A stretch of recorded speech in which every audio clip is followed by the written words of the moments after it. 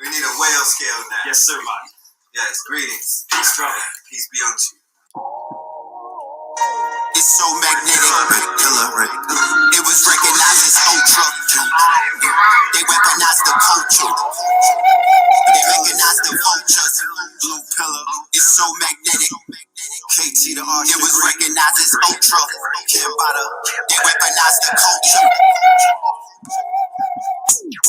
We went from Eugene Adams, searching for the blacks in China, to searching through these back pages for some black China and some black vagina.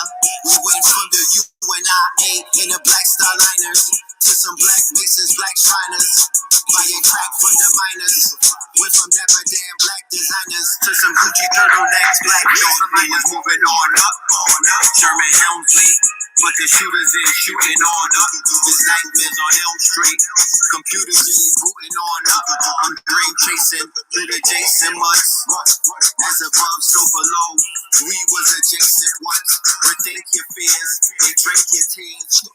While you waking up for delinquent years, the distinctive years, crack pays, black rage, Beanie Siegel backstage, state property, crack cage, hell up in Harlem, the black plague, Luke Cage, going through his crack rage, captured, bulletproof zombies, raptured, toothless blondies, carving the peace, ruthless Gandhis, starving for peace, no disguise with the vulture's eyes.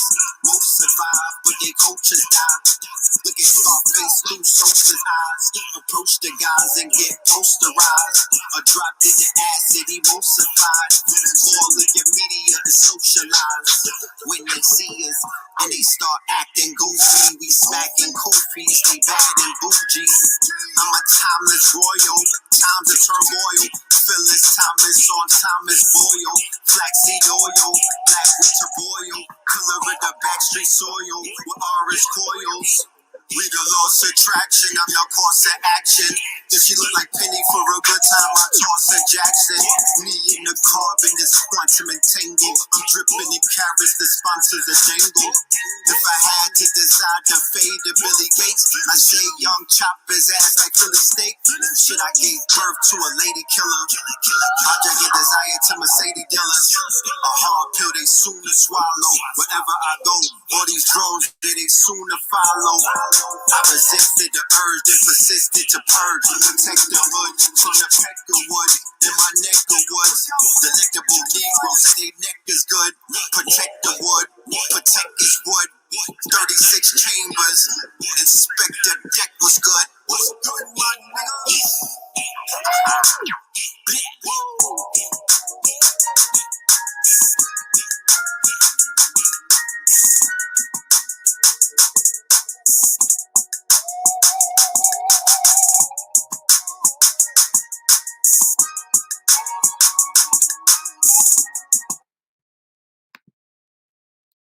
What? Woo-hoo. What? I mean, I love that part. Wait till I hear the remix, though. I ain't gonna say nothing until, until that time is ready. But, yeah, man, there you have it. That's Sherman Hemsley off of that Red Pill Scorpion King album. Make sure y'all go out and get that. Let me go ahead and put the website because people have been asking me where can they get the album and whatnot. So I'm going to just help you out right there. Let me put you in touch with the website. Let me link you up real quickington. All right, boom. The Red Summer right there on the ticker, right underneath the banner. You see it? TheRedSummer.com. Tap in. You know what I'm talking about? Tap in. All right. Greetings from Urban X. Shout out to all of the Urban X fam. Shout out to all of the Black Magic 363 fam. I saw that they had their broadcast going. So I was sitting back, soaking up some of the game. Shout out to Professor Dr. Phil Valentine. L. You know what I mean? Giving up information about the vaccination. As if you needed to know anything. But being that we are out all, most of us are out here on the front lines fighting against, family members, work related situations, loved ones. We need information, because information is going to be your shield. You know what I'm talking about? Information is going to be your shield. So brothers like Dr. Phil Valentine, who are qualified, KT the arts degree, who are qualified, Riza, Islam, who are qualified, and there's others. I don't know all of the others, but I allow the qualified ones. Hit that like button.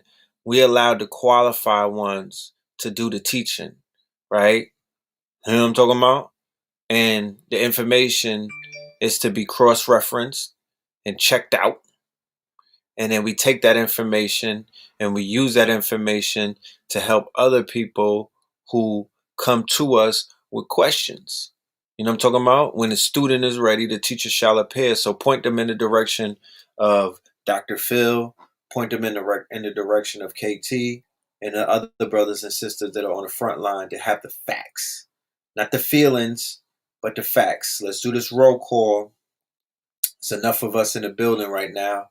Let's do a roll call so we know that we're all connected on this grid and whatnot. You know what I mean? So we could form Voltron, so we could connect the nodes and get this thing going. You dig what I'm saying? Tonight is going to be an interesting episode. This episode is about recollection and reflection. One of the state of minds that we all should be in the wintertime. Colorado's in the building. Salute to Colorado. Cali is in the building. Shout out to the Cali. Shout out to the West Coast. All right. Shout out to the West Side. 816 is in the building. KC, Missouri, right? Greensboro, North Kakalaka. Salute to everybody in North Khaki. Atlantic is in the building. Atlantic Ocean, where you at? Trinidad is in the building. Wagwan, yeah man. Michigan, Statesville, North Carolina, Virginia, DMV, Connecticut, 215, Detroit, DMV, Moreno Valley, Cali, New Jersey. Shout out to New Jersey. Shout out to the tri-state. Shout out to New York. All right. And all of that. South Carolina, Fort Worth, Funky Town. I see you. Philly's in the building. We see you. All right. Pittsburgh, PA is in the building. Okay. 510. Yes. Detroit. What up, though? We see everybody in the building. The family is here. The indigenous, autonomous family. Cleveland in the building. Nashville. Seattle. Salute. I see you. All right. Peace to you too. All right, L. I see you. Cleveland. Yes. How's everybody in Cleveland doing? We was in Cleveland in 2009. I'm going to give you the address in a minute because I was going through Facebook through the memories and whatnot. And I came across a flyer from Cleveland when we was out there for a Juneteenth event. Right? Here you go. 1235 Oak Street, Colorado, Ohio. Oh, it was Columbus, Ohio. My bad, Columbus. 43205 is the zip. Columbus, 1235 Oak Street. I remember that. It was 2010. All right. Peace Queen of Set. Where you calling in from? Thomasville, Georgia, Bronx. BX. Stand up. KC in the building. I see you, KC. So, before we even begin, I'm sending love and light, peace and prosperity and abundance to all of the family that's out there, willing, not wishing, willing that whatever obstacles you may have in your way, it removes itself and that you see it as just a simple test to test your ups, how high you could jump over those obstacles. So I greet you And I'm willing that you are in the best physical, mental, spiritual, and emotional health. Now, this is the disclaimer that I have to put out there because this is something that needs to be said, right? We are in the winter season. We are at the end, the tail end of a tumultuous year, right? Regardless if we got our superpowers or not, this year has been a year that has tried our patience. It has tried our power, our soul. It had us on the fence. And we're in winter time, right? We are in what is known as the hibernation time, hibernation periods, right? So, with that being said, because we're in those days and times, people might not be, this is not the summertime. The sun is not kissing us. The sun is not shining upon us. This is not a time where we're baking in the sun, if unless you live near the equator.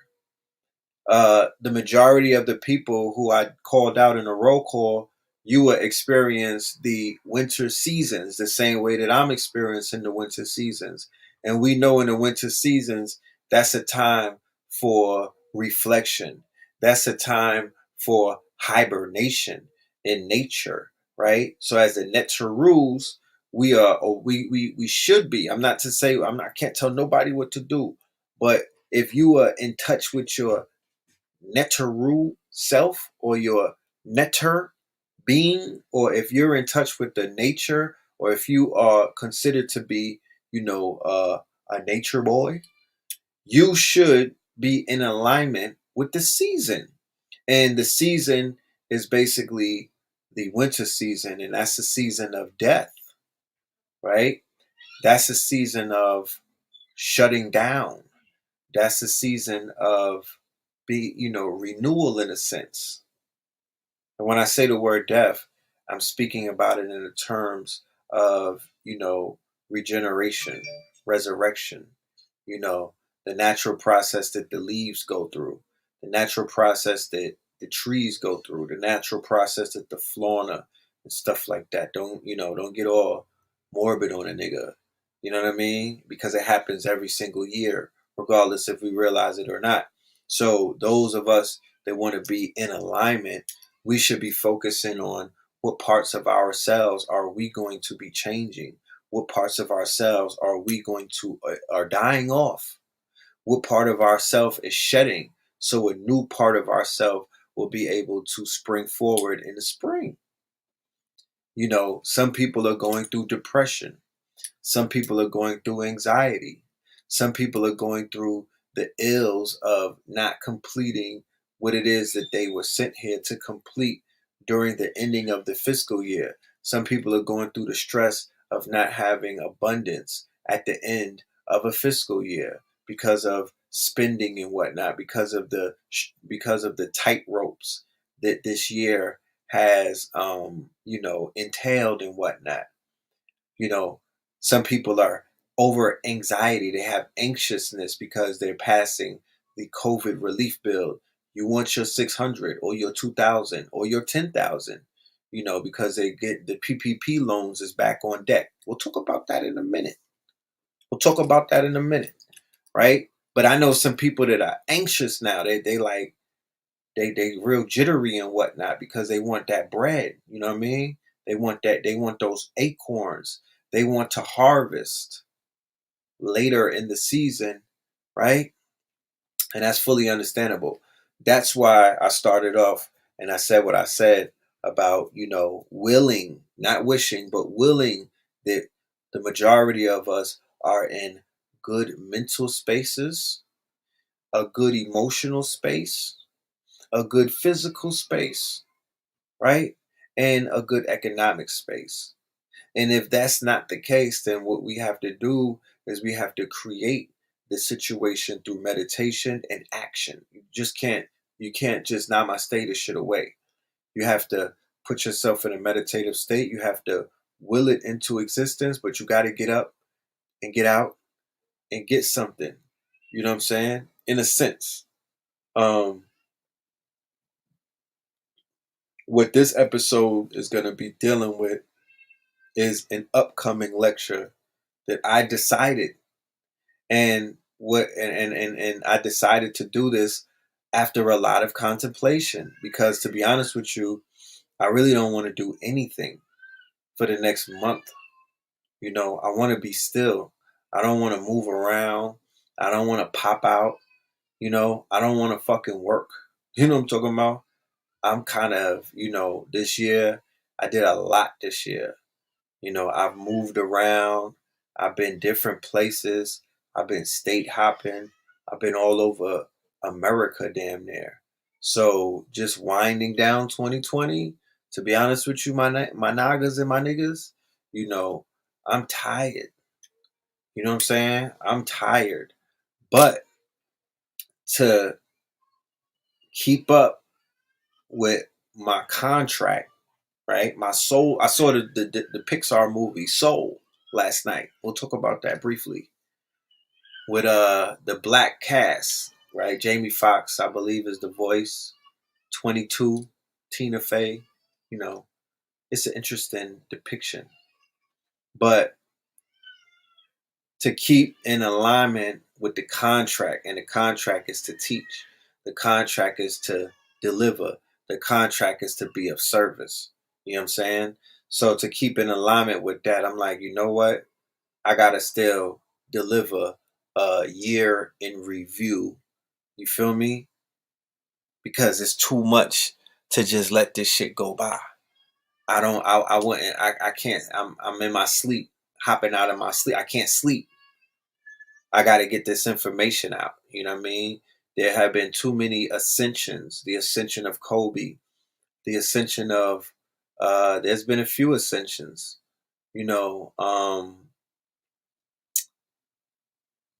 of course, the COVID, the pandemic, and going into 21 Savage, 2021. Yeah, I want to have a overstanding. I want to have a better, I want to flesh this shit out. I want to flesh it out. I want to close this chapter on the 44 year that I had on 2020, and go into 2021 with a clearer vision. And I feel that the student body, the KT aliens, those of you who have benefited, and those of you who trust, because that's a big word, those of you who trust the teachings, right? Who've been in the classes, those of you who signed up and been in the webinars, those of you who know that the information is on point. I trust that y'all will support and y'all will be there for this lecture that I'll be doing on New Year's Eve. You know what I'm saying? We're gonna be doing a webinar. The link is in the description. It's gonna be through Eventbrite. It's gonna be about 3 hours, maybe. I'm not gonna be there all night. I encourage you not to be there all night, but we'll be there when the ball drops together. We might pop some champagne or some wine, or a nigga might drink some water. You know what I'm saying? It depends on how I feel that night. We're gonna cover not every goddamn thing that happened this year. We're gonna cover the major events, and we're gonna unpack them, and we're gonna revisit some things, because so many things have been going on that you might not even have I forgot more things than I remember in 2020. So I gotta go through a lot of notes. I gotta go over a lot of the older lectures. I even have to review some of these Melanin Mondays where we were sitting down dropping on prophecies, and do some reflection and put together this lecture and whatnot and deliver that. Boom. You know what I'm talking about? So we could go into 2021 without the propaganda. Because if you watch CBS News or CNN fake news, who's to tell that they're going to steer you in a direction other than fear? Because 2020, when we started it out in January, we said this is the year of fear, right? We said 2020 was the year of fear. You know what I'm saying? That was the name that was the tagline that we put on to 2020 in January. Just being able to sit back and be still in 2019 at the end of the year, right? Because that's very important. And believe you me, I'm not trying to be on some preachy guru type shit and tell you how to do yours, because it ain't like I'm completely still, nigga. I'm moving around, but I'm not moving around to the point where I'm not paying attention to the reflection aspect of, what I'm going through, because I don't know what you're going through. I can't speak for nobody else. I can only speak for self at this point. So, in 2019, I was a little bit still towards the end of the year, and I was able to see some things, and I was able to forecast some things, and I was able to feel some things. Feeling is intuition. That's very important. So as I'm feeling certain things right now, moving forward, I'm like, let's talk about it. Let's talk about it. What is 21? 21 is 21 Savage. Straight up. That's gonna be the tagline. 21 Savage. 21. You know? We've already decided that, And that's not to say that's a bad thing. You know what I mean? That's not to say, there's nothing, that's not to put fear on you. Because to be honest with you, that's not one of my hallmarks. I'm not known for putting fear on people. I actually try my best to fight through the fear. If I'm scared about some shit, 6 times out of 10, you're not gonna know. Because I'm gonna do my best to run to this shit. I'm gonna face that fear. The road to awe. You run to the death. You don't run from it sometimes. And you will find that there's awe in that. Versus running from your shadow that's always gonna be following you. Can't run from it. It's best to run to it sometimes. And once you get through it, you be like, oh shit, this whole time I was shook daddy. You know what I mean? I was petro for no reason. Right? For no reason. There was nothing to be scared of. False expectations appearing real. So in December 2019, when I was peeping the propaganda that was taking place in a Jewish community in New York and in New Jersey, they had a shooting in a graveyard which spilled over into a bakery in Jersey City. Y'all remember that? It was between a cop and a gunman and his woman, and they erroneously tagged them as Hebrew Israelites, which, to be honest with you, I don't feel like they had enough proof to even say that, right? They went ahead and took a story that was being reported one way, and then they flipped it.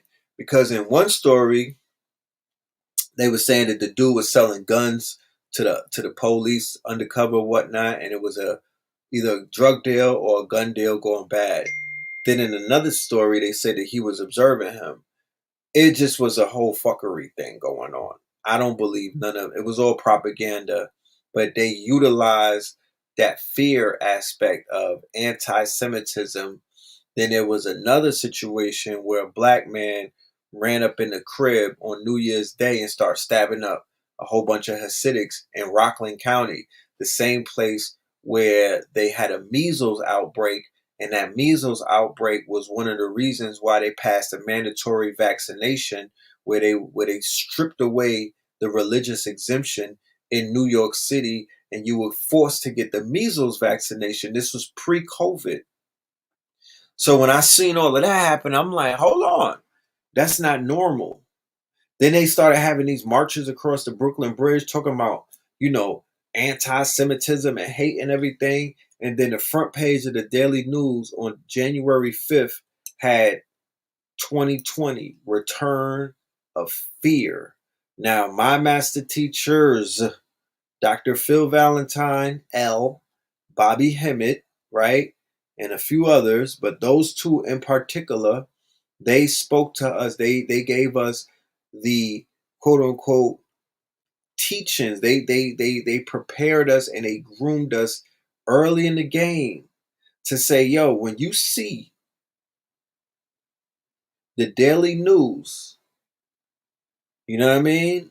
You have to read the front cover and you have to read the back cover, right?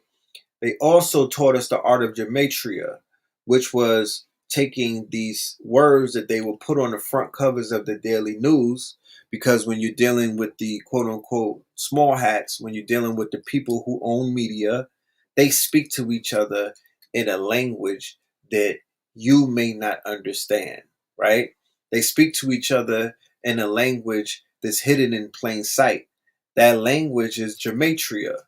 So that language involves letters and numbers. And they taught us to interpret the covers of the New York Post and the Daily News, read the back, which is the sports cover, and then read the front. Take the words that they were saying, add them up, take the numbers that they add up to, go right to the Strong's or go right to the Gematria dictionary, and then break that down. And it never failed. We always would see what was taking place, and it was hidden. They were speaking to each other, but it was hidden in plain sight. This is how these people work.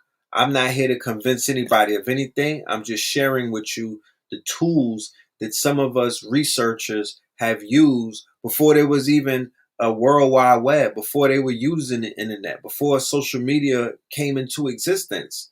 You know, when we were very much more studious. We were in libraries at that point. You know, we were breaking out big books. You know, we had 8 or 9 books open. We were bookworms. We were bookworms. So when I saw that, I was like, oh nah, these niggas is cooking. It's they pushing this fear thing real heavy. So Spirit told me, yeah, year of fear. Go with, yeah, year of fear, 2020, year of fear. They're gonna make this year a year where fear is unprecedented. The president still acting unpresidential. Yeah. And I just want to share something with you. I just want to paint a picture. Because we are in this situation and we don't even know what this situation is. Let me share with you, in hindsight, how ill the program is. Because we in the middle of a quote unquote ritual. We're in the midst of a ritual.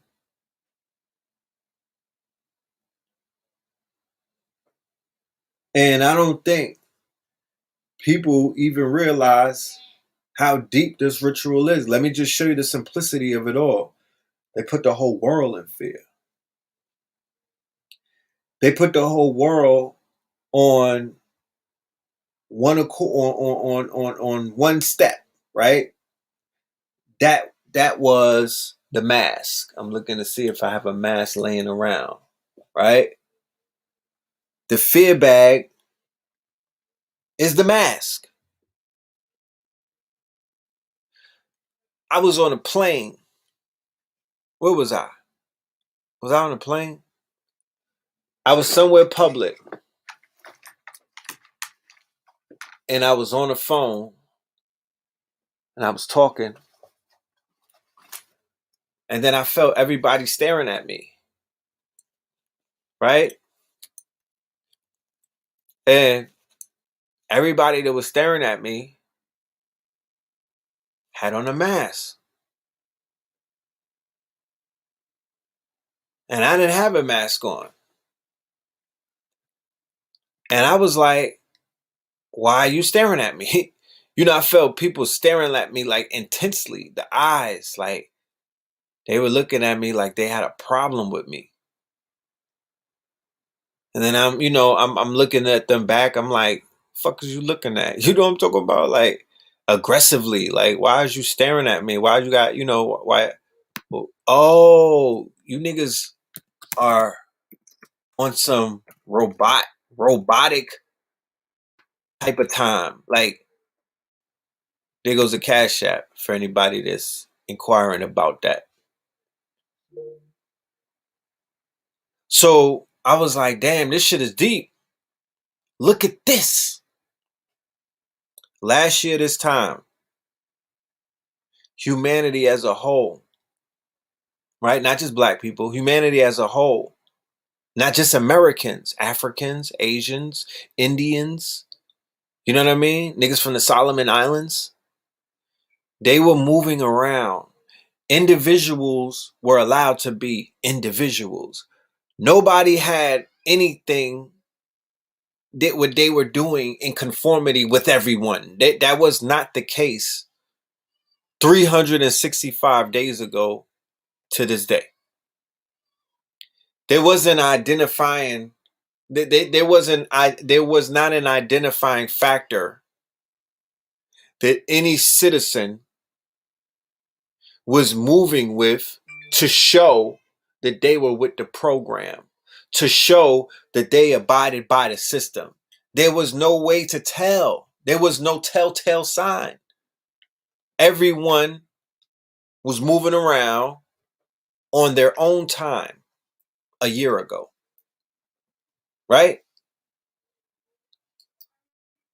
Before I even continue, right, for the sake of allowing anybody to in the audience to have a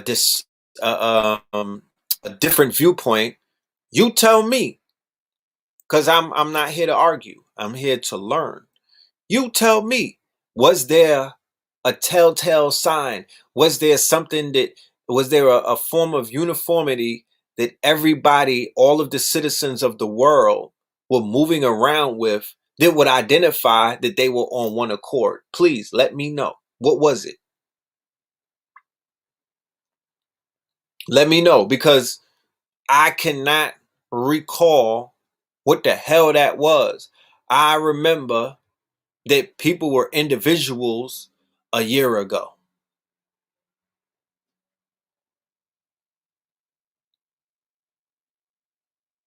What was it? I know niggas wearing niggas that was sagging, they belong to their own nation of knuckle draggers, but everybody wasn't doing that. So what was the outfit, or what was the uniform, or what was the badge that the whole world, not just Americans, keep in mind, I'm talking about the whole, this is how ill this is. The whole entire world, everybody on four corners of this planet, what exactly was it that these individuals were moving around with that you could be like, oh, he's one of us, and he's not? This person is one of us, and this person clearly is not one of us. Who the fuck are they? What was it? I'll wait for like a minute or two.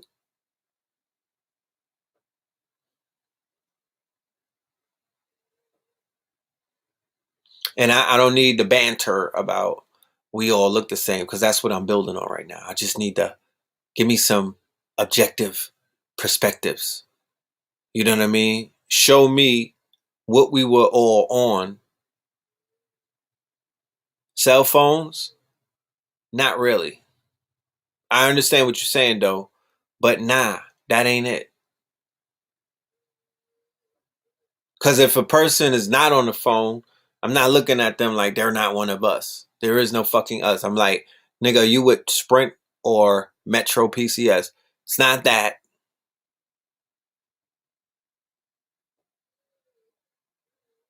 Yeah, it clears racial lines. It clears tax brackets. It clears everything. So the protests, no, niggas wasn't protesting last year in December, and everybody is not a protester. You were not obligated to protest. You know what I'm talking about? You're not obligated to protest. So in a short amount of time, they've managed to induce the American public and the global community to cover up their face with a mask.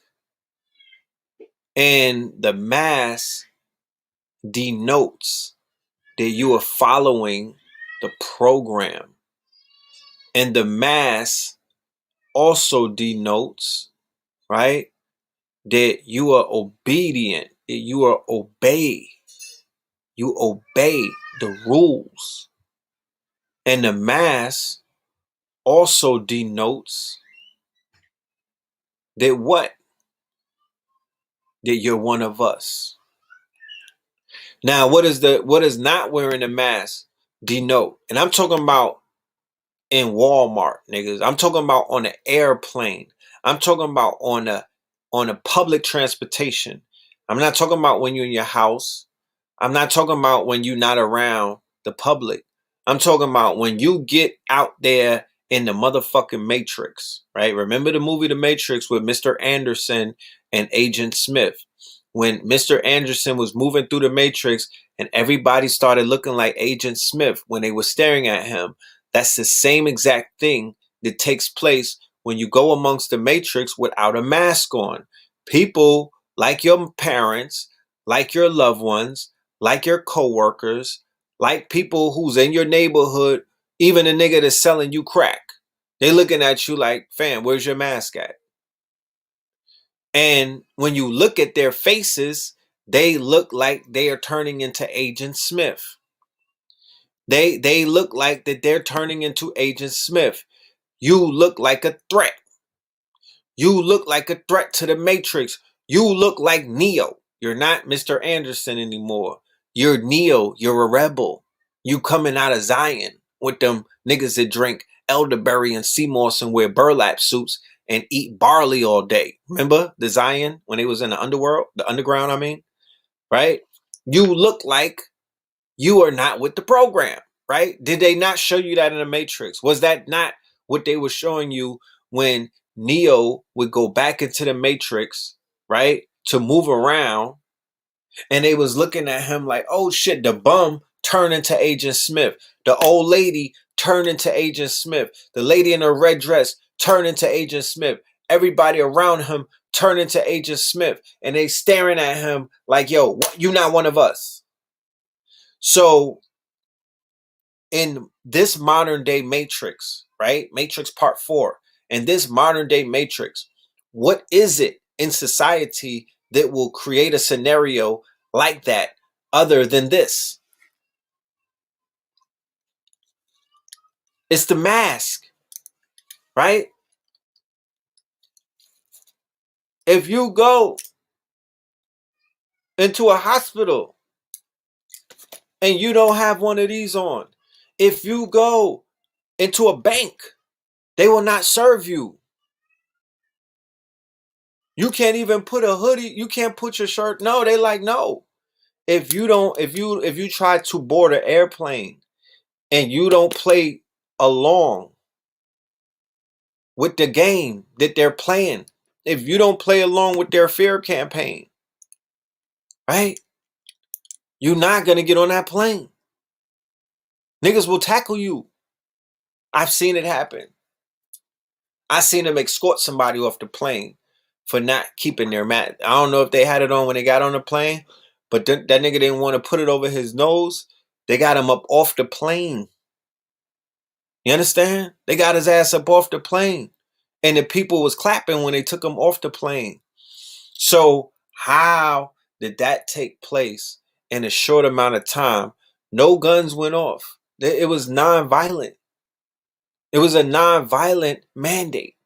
Nobody twisted your arm. You don't talk about nobody beat you over the head. You fell in line because the whole world fell in line. And what was the precursor? What was the anchor? The anchor is fear. The anchor is fear. You like, I ain't trying to wrestle all of Walmart. I'ma just put this shit on. I'm not trying to You know, and shout out to the anti-maskers, because there's a whole campaign where white people is bum rushing shit with no mask and whatnot. You know, but that's not what we all doing. You feel me? Even in Atlanta, where they're not really strict on social gathering, you niggas was having parties and everything, but you had to wear your mask when you were going up in them people's spots like Kroger. You know what I mean? You had to wear a mask. You go in the bank, you had to wear a mask. You go into the airport, you had to wear a mask. That's how they was moving. This is even in Atlanta, where it's supposed to be one of the more relaxed states. You still had to follow the mask mandate. Now, when Joe Biden comes into power, I hope y'all, you know, in January, right? Unless, of course, for all of you Trumpers out there, you know, something happens, right, with Donald Trump, and he goes into full emperor mode. But when Joe Biden takes the presidency, he already said that he's going to make mandatory masks, right? Mandatory masks as one of his first quote unquote laws, right?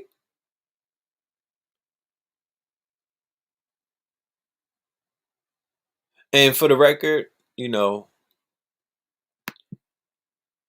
I'm more prepared for another 4 years of this crazy bald head, Donald Trump. I adjusted to that shit. It's one of the illest toxic relationships that you can have with your presidents. But can I get some thumbs up? Can I get some thumbs up? I'm not asking for much, but I'm prepared for more of 4 years with him than the 4 years of uncertainty with Kamala the cop and Joe Biden. You know what I mean? You know, I don't know what's gonna come with that. I really don't. I don't anticipate it. I'm gonna prepare myself for whatever. You know what I mean? You gotta prepare yourself for whatever they throw at you, but god damn it, you know, it just feels mad eerie. You know what I mean? A lot of Dr. Fauci, a lot of Bill Gates, a lot of Bill Clinton, a lot of that shit going on. You know what I mean? And them people make my skin crawl. I could stomach the fucking Proud Boys more than I could stomach those jokers. You know what I'm talking about? Because that shit don't feel threatening to me. I'm not threatened by the Proud Boys, my nigga. I laugh at that. I laugh at that. That's a fucking farce. The niggas is jokes. They mad moist. I know what white fragility is. I don't study white supremacy. I study white fragility and white inferiority. So to me, they're already checkmated. That never was a problem. I'm dead ass. They were never a problem. They were never an issue. Right? They were never an issue. You know? But it is what it is. This is the Kali Yuga. You know, like the movie Soul explained. This is the contract. This is the contract. Be of service. Right? I gotta watch that movie again. I fell asleep through half of it. But from what I saw, you know, it was interesting. It was interesting. It really was, you know.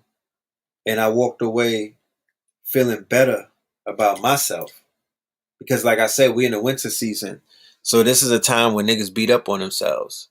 This is a time when you go hard on yourself and you like, damn, you know, you coulda, woulda, shoulda. But to be honest with you, just being of service, you know, knowing that at the end of the day, you know, I'm still doing what I need to do. I'm still doing what I've been mandated to do. I'm still doing good by the people, you know, that allows me to sleep better at night. You know, I get frustrated like anybody else would. I'm not gonna lie. I get very frustrated because there's so many things that should be done and could be done and would be done. You know what I mean? But it is what it is. I gotta watch The Hunters. I've been hearing about that. You gotta watch The Boys then. Go and watch the movie, the TV show, The Boys. You know what I mean? The Boys. That's on Amazon. You know, I was going through Facebook because I'm putting together, I'm cleaning up my Facebook and shit. And I went through a time portal, had me up to like 4:30 last night. And I was going through pictures going all the way back to '09. And it was just very interesting. It was a whole movie. It was a lot going on. The pictures speak to me because the pictures are history. The pictures bring back memories and feelings, you know. So I was like, damn, we've been doing a lot of work in this community. Me, my brother, KT, my younger brother, Mama Pill, and just people around us, affiliates. We've been doing a lot of work. I'm talking about work that has not even, because some of y'all found out about us in 2016, even in 2012. That don't negate the work that was being done before you found out about us. You know what I'm saying? A lot of heavy lifting, a lot of clearing the paths, and I'm going through old pictures and shit, and I'm seeing people who I promise I knew that they was gonna be here with us in 2020, and they're not.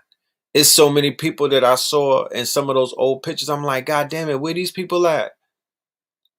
What the hell happened to them? You know? What happened to them? Oh, you met me in Jersey. Oh, I remember that with Dr. Blair and Dr. Jewel Pookrum. You sure that was in Atlanta? The work in Harlem? Yeah, man. That was extensive. You know? So it's about telling the story. It's about telling the story because, to be honest with you, the work has already been done.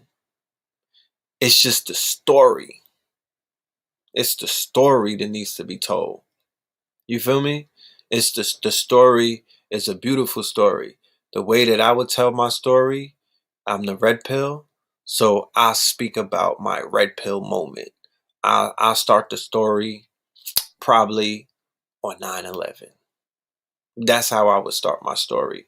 I would start my story on 9/11, and I would take it from that point forward because Dr. Valentine, I knew who he was before that. I was watching the VHS tapes, but it was 9/11 that propelled me to really lock in with him. You know what I mean? I remember coming home from boot camp and I went to the Marriott Hotel. Dr. Sabi and Mama Pill was in there. They had just did a lecture. He booked like 2 suites. He was moving them herbs, my nigga. I'm telling you, them shits was moving. You know what I'm talking about?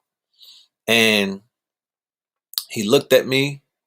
He had a look of disgust on his face too, in a sense, because I just came home from boot camp. I'm talking about fresh off the bus, bald head. I had the fucking state greens on, my nigga. A white t-shirt with some fucking blue jeans and some goddamn work boots. And he looked at me. He was like, "Are you finished with the bullshit? And are you ready to get this thing, are you ready to do what you've been sent here to do? Are you ready to find out what your purpose is?" Like the movie Soul was talking about. The movie Soul, for anybody to understand, it's on Disney Plus. It's a Pixar movie with a very heavy melanated. It's a black movie, right? It's like animated, but it's black characters, right? And It talk about chakras. It talk about astral realm. It's very metaphysical. Very metaphysical. But not very metaphysical to whereas you can't get it. It's not metaphysical to whereas you don't understand what's being said. Like it's a cartoon. It's an animation. But they're going in on some very deep things. And the premise of it is about finding your purpose and fulfilling your contract. Why are you here? You're not here to hear me. You're not here to watch me. You're not here. Somebody said the army. No, shock. I was in a program called Shocks. You know? That I was in a program. Thank you, Justin. I was in a program called a Shock Program. That's a program that they have in New York City. This is for nonviolent offenders, and it's basically a boot camp. It's like we have actual drill instructors. It's all the way in the mountains in New York State, and they basically give you a 6-month program, and it's like you go through all of this army shit, like you're carrying logs. You got to wake up for PT. You got to study drug programs called ASAT, KSAT, 12 steps, like Alcohol Anonymous. We have 12-step meetings. It's the shit crazy. It's all programming. You know what I'm talking about? It's all programming. It's called a shock program. And they literally shock your ass into not coming back. But it didn't help me out because I went through shock, then I violated the parole, and then I went on a run. I was in Atlanta for like 3 years. Just, I was on some gingerbread man shit, like catch me when you can, because I'm not walking into I'm not handing myself in. Like, nigga, I'm a runaway slave. You know what I'm talking about? I'm not going to just hand myself in. I'm going to keep it moving. You're going to catch up. You know what I mean? You niggas going to spend some of your budget to catch up with me. And yeah, like the movie First Time Felon with Omar Epps and Tretch. And that comes from being a troubled teen, right? That comes from being a rebellious teen. Because I'm not going to even say that I was troubled. I troubled myself. I was rebellious. You know what I mean? I was an at-risk youth, running around in Brooklyn and shit. So I come back from shock. This is August 28th, 2001, right? I come back, I get off the bus, Blue Pill, KT pick me up. They take me to the hotel, Marriott Hotel. Dr. Sabi is in there. Mama Pill is there and all of the workers and whatnot. And then he asked me what he's asking me. Because prior to that, the last time I seen him and my mom's, they was in the California office. This was right before I got caught up. That's right before they caught me and took me in for my parole violation. Which, to be honest with you, it was only I only did 90 days. I was running all of that time only to get 90 days. I thought they was going to give me mad time, but they only gave me 90 days, which was a blessing. But those 90 days felt like forever because in shock, you can't watch TV. You can't even read the newspaper. I found out that Aaliyah had died because they sent us to clean up like a firehouse, right? So the way that we would find out what was going on in the real world, we would be cleaning out bathrooms and whatnot. This is what I'm saying all of this to say to anybody who's thinking about putting their life on the line for fiat, to be popular, stupid shit. The shit that the rappers encourage you niggas to throw your life away. Like, nigga, you wanna go and clean someone's toilets? You know what I'm talking about? They had us up in these little white towns doing shit that they supposed to be doing. Cleaning out firehouses and whatnot. Cleaning out fucking libraries and, slave work. Slave work. We was basically reduced to fucking the help, my nigga. And we was getting paid 25 cents a day. So we would go and clean out a bathroom and then we'll have a lookout and then we'll take the garbage, dump the garbage out whatever newspaper we could find, we slide underneath the bathroom stall, and then we'll read that shit, because we couldn't bring it back to the facility, because if you get caught with anything contraband, you go into the big house. And nobody wanted to go to the big house. Everybody wanted to go home because they give you a date to go home. So I'm in there and I find a newspaper and the shit said that Aaliyah died. Mind you, when Princess Diana died though, these niggas let us know that. They had us watching TV and everything. They was crying and all kind of shit. Oh, Princess Diana died. Oh. But when Aaliyah died, nobody told us about that. Well, yeah, I found that out by taking the garbage out, right? And this I was just about to come home. She died August 25th. Like I was right about to come home. So New York and Black America was mourning Aaliyah's death before 9/11. Keep that in mind, right? We didn't feel the brunt of the towers falling because we were already in a state of mourning because baby girl Aaliyah had made a horrific transition. Okay? Sister said she was in BB King waiting for her to arrive. Right? We was in shock. We was in shock. We was shell shocked. I'm talking about we I don't know, because some of y'all are young, so y'all don't understand the impact of Aaliyah leaving us. That was bae. That was everybody's bae. Like, real talk. Niggas did not like Dame Dash because he was dating her. They was like, he was the op. No, niggas wasn't feeling him because they felt like, Dame Dash, like, and not Jay-Z. That didn't make no sense to us. We didn't understand what she saw in him. No offense to Dame, you know what I mean? It just didn't seem like he was Aaliyah's type. So I remember being numb. I came home. I was still hurt. I was numb. Similar to when I was locked up when Biggie got killed. Heard about that on Rikers Island. You know what I mean? I remember waking up to that. That was crazy.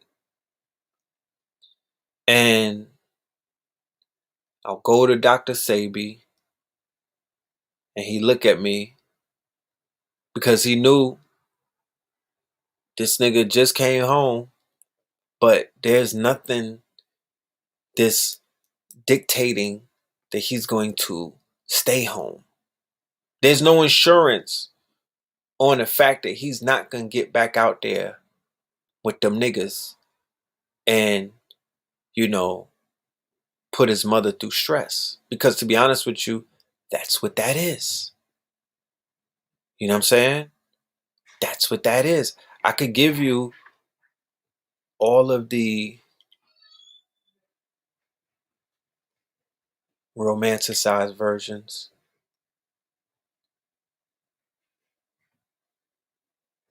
of the 90s. I could romanticize the 90s. Oh, Rara said she was locked up in juvie. Yeah, man, that was hard when I heard that. But as I give you all of those romanticized stories about us wilding out and running the streets and going state to state boosting and whatnot and, being lit and popping bottles in the clubs and being fly, having platinum jewelry and being icy and all of that, sleeping with somebody's daughter every other night. All of that came with a price. All of that comes with a price, right? All of that comes with a price because when you out there doing all of that and taking penitentiary chances, you always have to ask yourself, who are you hurting in the long run? Who are you affecting when you get locked up? When you do the bid because you just holding it down for the block, you know, free the gang and all of that. You just putting in work for the homies and whatnot. But Nana and all of them, they the ones that suffer. Baby mothers, girlfriends, and all of that. Well, maybe not the girlfriends because they find another nigga, but you know, as a parent, this is what I see now. I understand it more as a parent than I did when I wasn't a parent, because I was not a parent at that point. I had no yearning whatsoever to be a parent in 2001. That was the furthest thing from my mind. You know. Yeah, you're not the only one. Said still mourning when Biggie died. Brooklyn is still mourning, bro. I don't think we'll ever get over that one. Brooklyn is still mourning. You know, we ain't bounced back from that. To be honest with you, that's the day that New York died. Or Brooklyn for that matter. That's the day that Brooklyn died. Or began to die. And as you can see, after that, it got gentrified. It never was the same. It was never the Brooklyn that we knew. This Brooklyn that they got now, what the fuck is that? You know what I'm talking about? Like, that's not Biggie's Brooklyn. That's not the Brooklyn that we was, you know, that we came up in. I don't know what Brooklyn. I mean, even the whole New York. What is that? Like, after 9/11, what the fuck was that? You know what I'm talking about? But here's the caveat. Here's the caveat. Jay-Z's album, The Blueprint, had leaked, nigga. Jay-Z's album, The Blueprint, had leaked. So, what brought me back from a state of mourning, Aaliyah, was all I need. Niggas had the Blueprint album, leaked version. Oh my goodness. That shit. We had the Q45. We had that in the system. That was the song. Takeover was on that album when he was getting that Nas. Right? Takeover, The Breaks Over. That was crazy. But the whole album was crazy. So Jay-Z's Blueprint drops on 9/11, the same day that the towers fall. Right? But I had that shit the day I came home. And I was selling bootleg copies. So your boy had a bankroll, right? Jay-Z had us feeling, the Blueprint got that soul vibe. That shit was a movie. And I went to see him in concert and everything. I broke curfew and all of that. I went to see that. I risked going back to jail, my niggas. I was probably a fucking week at home. And I went to Manhattan Center, Hammerstein Ballroom, when everybody was mourning after the towers had fell. That nigga did an album release, and it was a movie. So when the towers fell, that's the day. That was my red pill moment.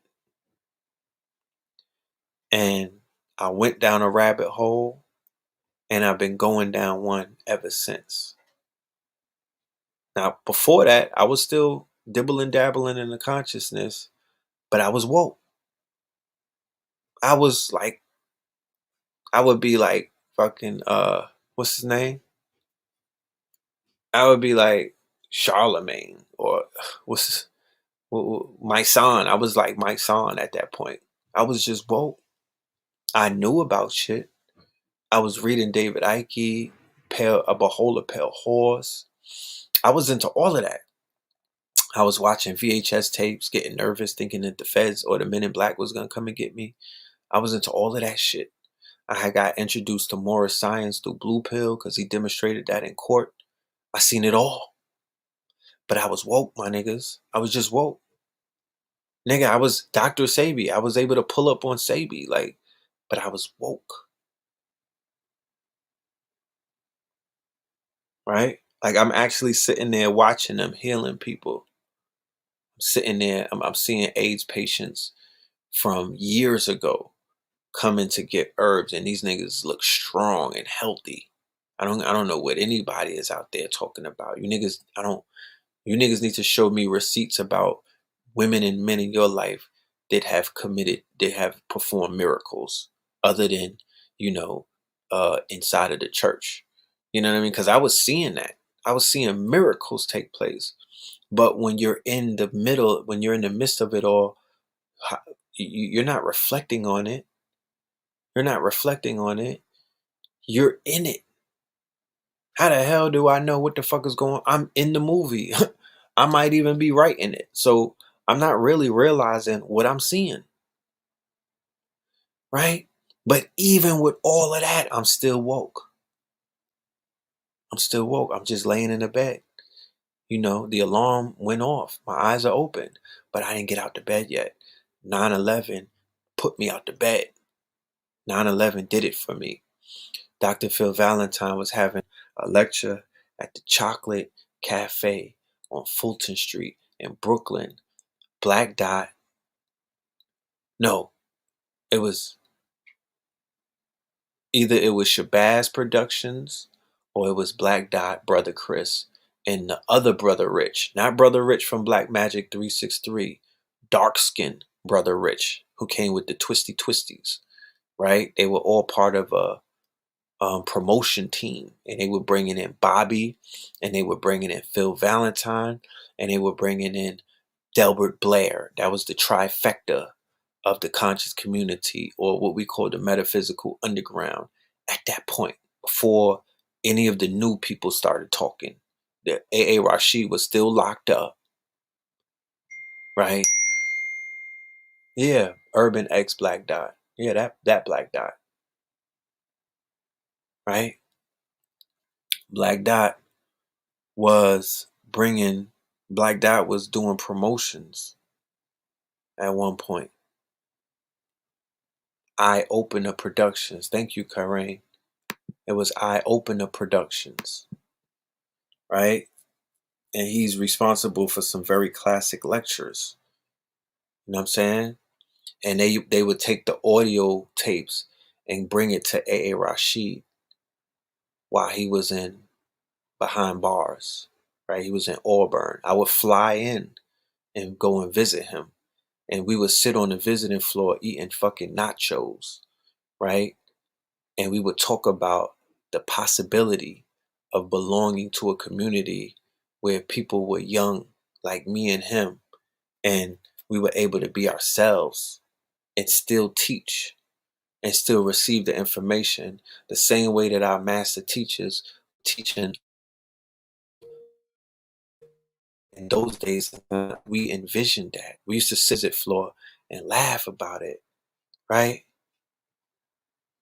We would laugh about it, you know.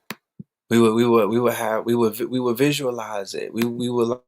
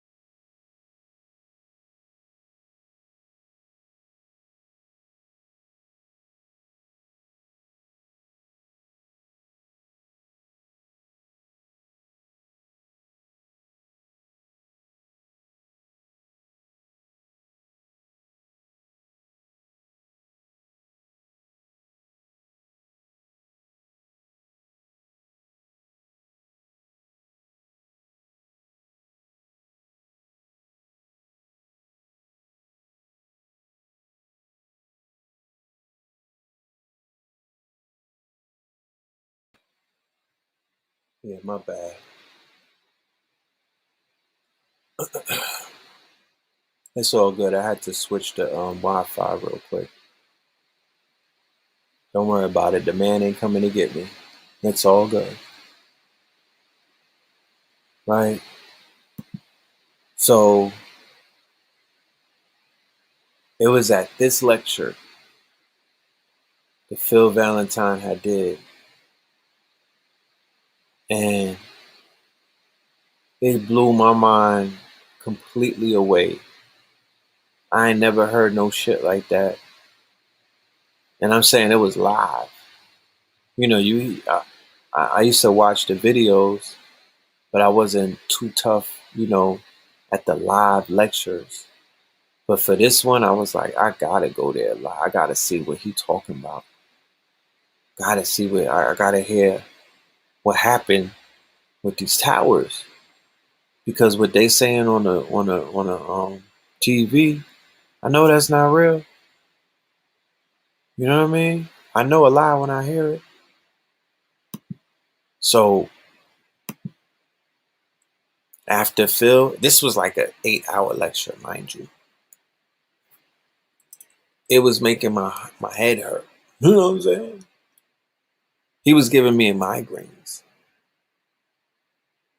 His information was so deep that it was giving me migraines.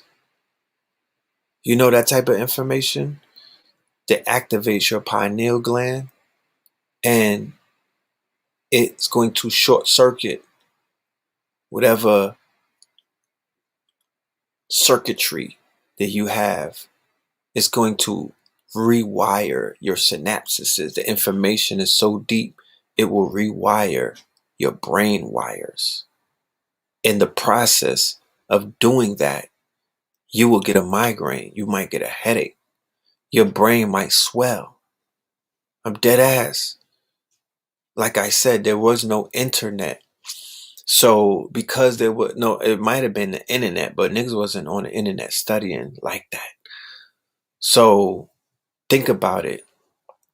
Because there's no social media at that time and there's no internet, mentally, there's no plan B. Mentally, there's no, all right, I'm going to just go look at that on Google. Or mentally, it was no, I'm going to catch the rest of that on YouTube. We didn't do that. We didn't have those options. So mentally, you were prepared to receive all of that information right there. The only way that you was cross-referencing it with the books that you was able to get from the library, because they was giving you book lists and whatnot. You had study groups with your homies and whatnot, right?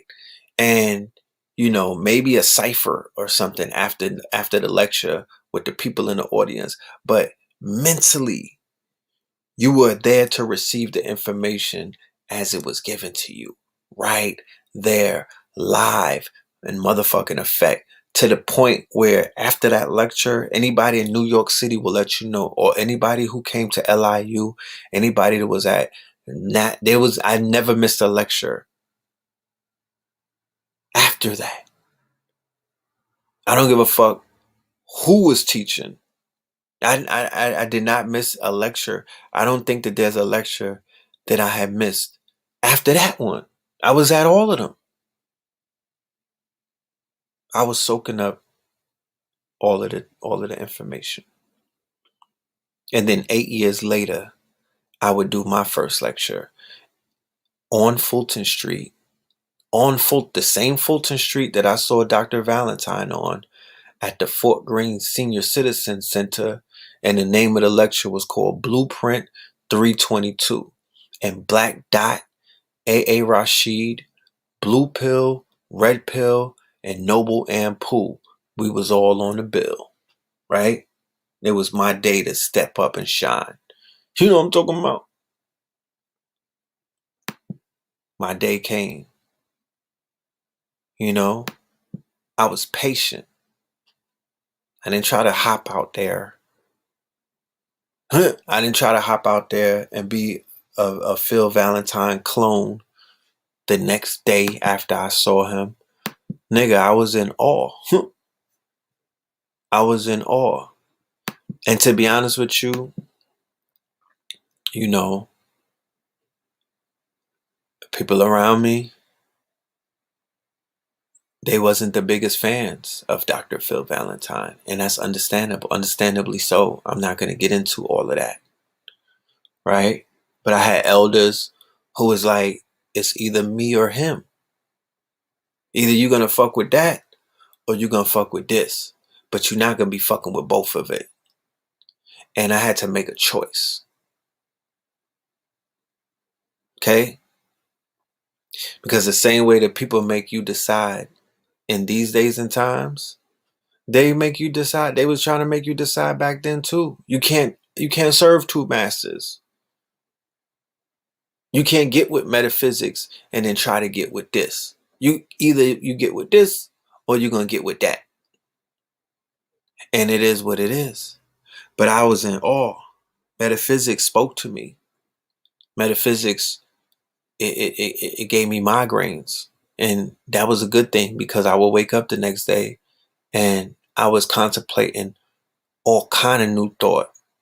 And I had new lexicon, new words, new ways of seeing things. It opened up my eyes. It was the proverbial red pill because it opened up my eyes. Then, wait, what am I talking about? When I saw the Matrix, that was my red pill. Let me rewind the tape. I would start the movie at the day that I saw the Matrix, which is 1999. I remember the night I was on a date. Her name was Butter. Shout out to Butter. She was a baddie out of Brooklyn with a fatty. Yeah, we had fun. You know what I'm talking about? She was my partner in crime too. We tore the stores up. But yeah, I saw the Matrix with her. So yeah, that was my red pill. The actual movie with about the red pill. That shit blew my mind. And then years later, I get to meet Dr. Valentine and whatnot in real life after the towers fall. So I've been on this journey for a very long time. I've been a student. I've been a student to not just the master teachers. I've been a student to my mama, Dr. Sabi, Blue Pill, shit, KT, my father, Wayne, a whole bunch of people. I've been a student to them. I was a student to A.A. Rashid when we were living together. His mother, Hafisa, peace be upon her. I've been a student to many of my teachers in life. It's too many to name.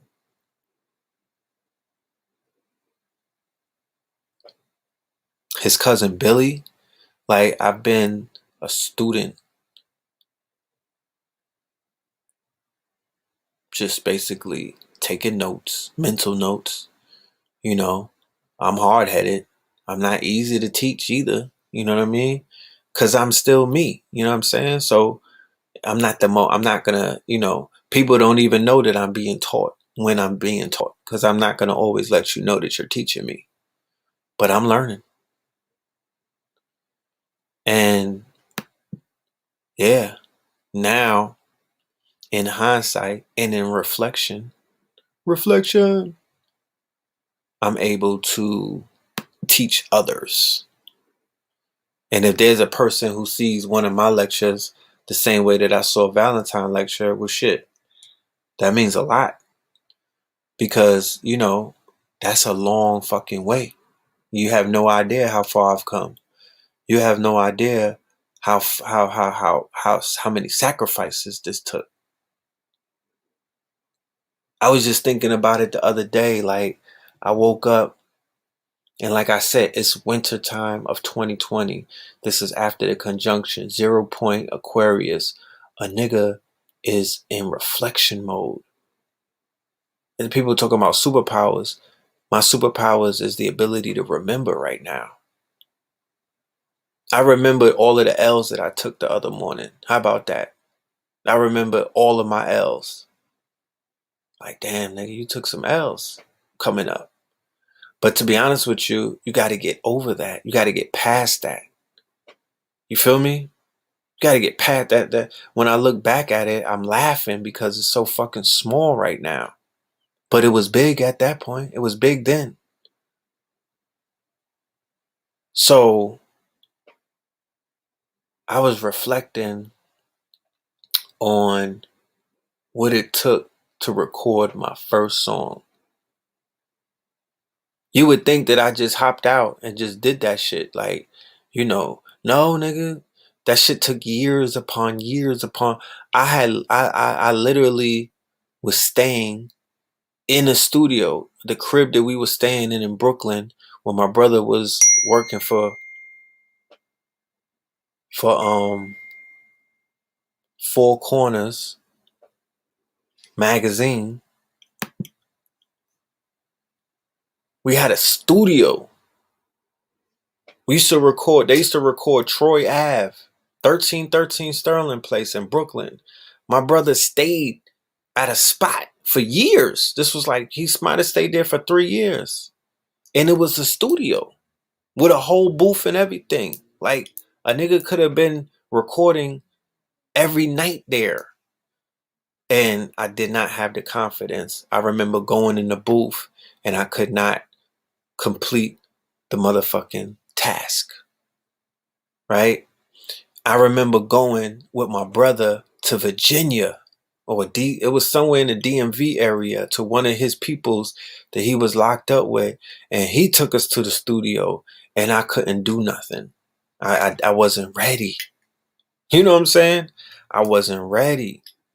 So I was thinking about that. I'm like, damn, nigga, how did you even record your first song? Like, my younger brother, my little brother, you know what I mean? My younger brother, my little brother, KT, he actually was able to get over his, he did it before I did. When I really sat back and looked at it, I'm like, yo, this nigga had a whole fucking mixtape, and I had not even recorded one song.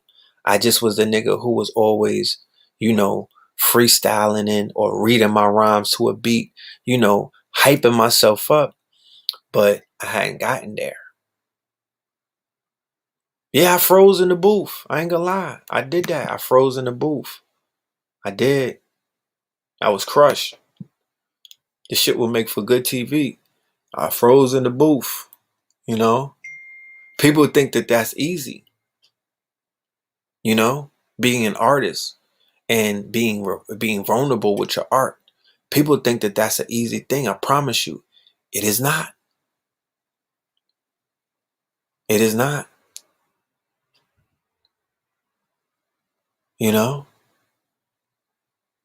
So to be able to have 4 projects, we got about 4 albums now. The Red Summer, Twin, the double album, Scorpion King, and another album I don't even know if it went. We had a mixtape, KTL Radio, right? 3.0. That was the beginning. You know what I'm saying? That was the beginning. That was with, I had a song with Rock on that. This was 2011. I had a song with Rock. I had a song with Black Dot. I had a song with AA. You know what I mean? We was getting it in. We was getting it in. And that built up confidence. To be honest with you, the first time I recorded was with my brother Mac Truck Turner out of Brooklyn. Me and Blue Pill did something in 2005 about the Katrina. It was like 4 songs. You feel me? We went bonkers on that shit.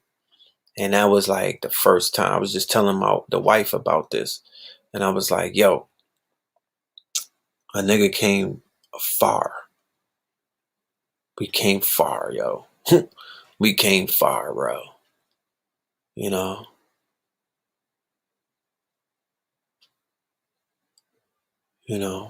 We came far. But it was the confidence that others put into me that got me where I am. And I'm able to put confidence into other people. You feel me? Because to be honest with you, the producer, Mac Truck Turner, shout out to him. He's a legend. He spoke to me like I was already an artist. You know what I mean? He was treating me like I was already an artist. I was like, what do this nigga know that I don't know? you know. But producers have that magical ability to where if they see the artistry in you, they'll treat you like how you want to be treated. You know what I'm saying? They're not the public. They're the people who are with you in your most intimate moments when you're vulnerable. Remember, music, that's a feminine, that's female, that's feminine, you know. So you mad vulnerable. It's not like chopping down a fucking tree. It's not like chopping down a tree. Even when it comes to me drawing with my art, I do that in private. Not that because it's just something that, you know, the magic happens, you know, not around a whole bunch of people. The magic happens in some of the most intimate settings. So we in the studio with Matt Truck. He got the incense burning. He got a picture of Yoda on the wall. Malcolm X is staring at me. You know, he had all of the greats. I'm like, damn, I can't let these niggas down. You know what I'm talking about? I got Malcolm looking at me like he have a black fist on the wall. Yoda was on the wall. You know, all of these iconic figures, you know, and he had a home studio, you know, with the Nag Champa burning. We smoking, you know, back then it was like some good Reggie, some good mid, drinking some healthy drinks and whatnot. This was like, oh, like I said, this was right around the time of Katrina. And like the mood was right. Blue pill. And you know, we twins. So we always in competition. You know what I mean? So if I see him do some shit, I'ma jump out and do it. Or if he see me do something, he gonna jump out and do it. So we just feed off of that, you know, sibling rivalry energy that twins are famous for. So boom. And it's inspirational. Don't get it fucked up. It's an inspiring energy. So boom, one person, he did his verse. I'm like, oh shit. I got my little flip phone with my rhymes in it. I did my verse. Boom. And then there you have it. And there was no turning back after that. It's the same thing like when I was talking about when I went to the Puerto Rico and we jumped off the fucking rock into 40 feet deep water when a nigga literally can't swim. You feel me? I can't swim. Like I could swim. I could swim, but I can't swim. If you know what I'm saying. If you understand what I mean. Like I can't touch the bottom of the pool and come back up and do all of that Michael Phelps shit. That's not what I do. So I'm like, damn. You know, I think Blue Pill was the first one to jump. So of course, I'm like, shit, well, if this nigga jumps in the water, I'm gonna have to jump in. I'm not gonna be standing here all day. You know what I'm talking about? Cameras is on. Let's make a movie. So then I jump in the water. And it was basically getting past the false expectations appearing real, the obstacles that I spoke of earlier in the show. You know, the mental obstacles, the quote unquote barriers that we put on ourselves, you know, the limits that we place upon ourselves. You feel me? The bars that we set for ourselves to reach and whatnot. It is our duty to reach those bars. Because if we don't reach those bars, we are forever going to be stuck in a place where we're not going to be able to grow, where we're not going to be able to see the best of ourselves. The best of yourself is on the other side of your fears. The best, the better part of you is on the other side of your fears. You have to walk through that shit. You have to face your fears. You have to run to the motherfucking sword. Don't run from it. Because I promise you, you at the end of the day don't know what's on the other side of the motherfucking fear. And I'm here to let you know it was the fear of change that stopped me from being a herbalist. It was the fear of leaving the streets that stopped me from not getting locked, from being in the streets. It was the fear of, you know, it was the fear of, I was afraid to be great when I was younger. I was afraid to be great because the niggas around me wasn't encouraging me to be great. That wasn't the encouragement in the late 90s, early 2000s. Niggas wasn't encouraging me to be great. They was encouraging me to be like them. And they were being far from great. So I was holding myself back to satisfy some niggas that didn't care about me. You know? And the people who care about me, they saw something in me that I did not necessarily see.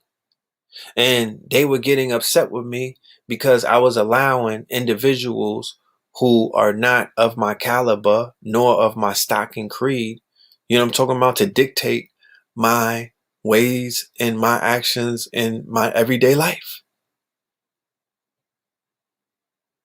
But when I went to see Valentine, the fearlessness that he portrayed, when the confidence that he portrayed, you know, I saw familiarities in his bars.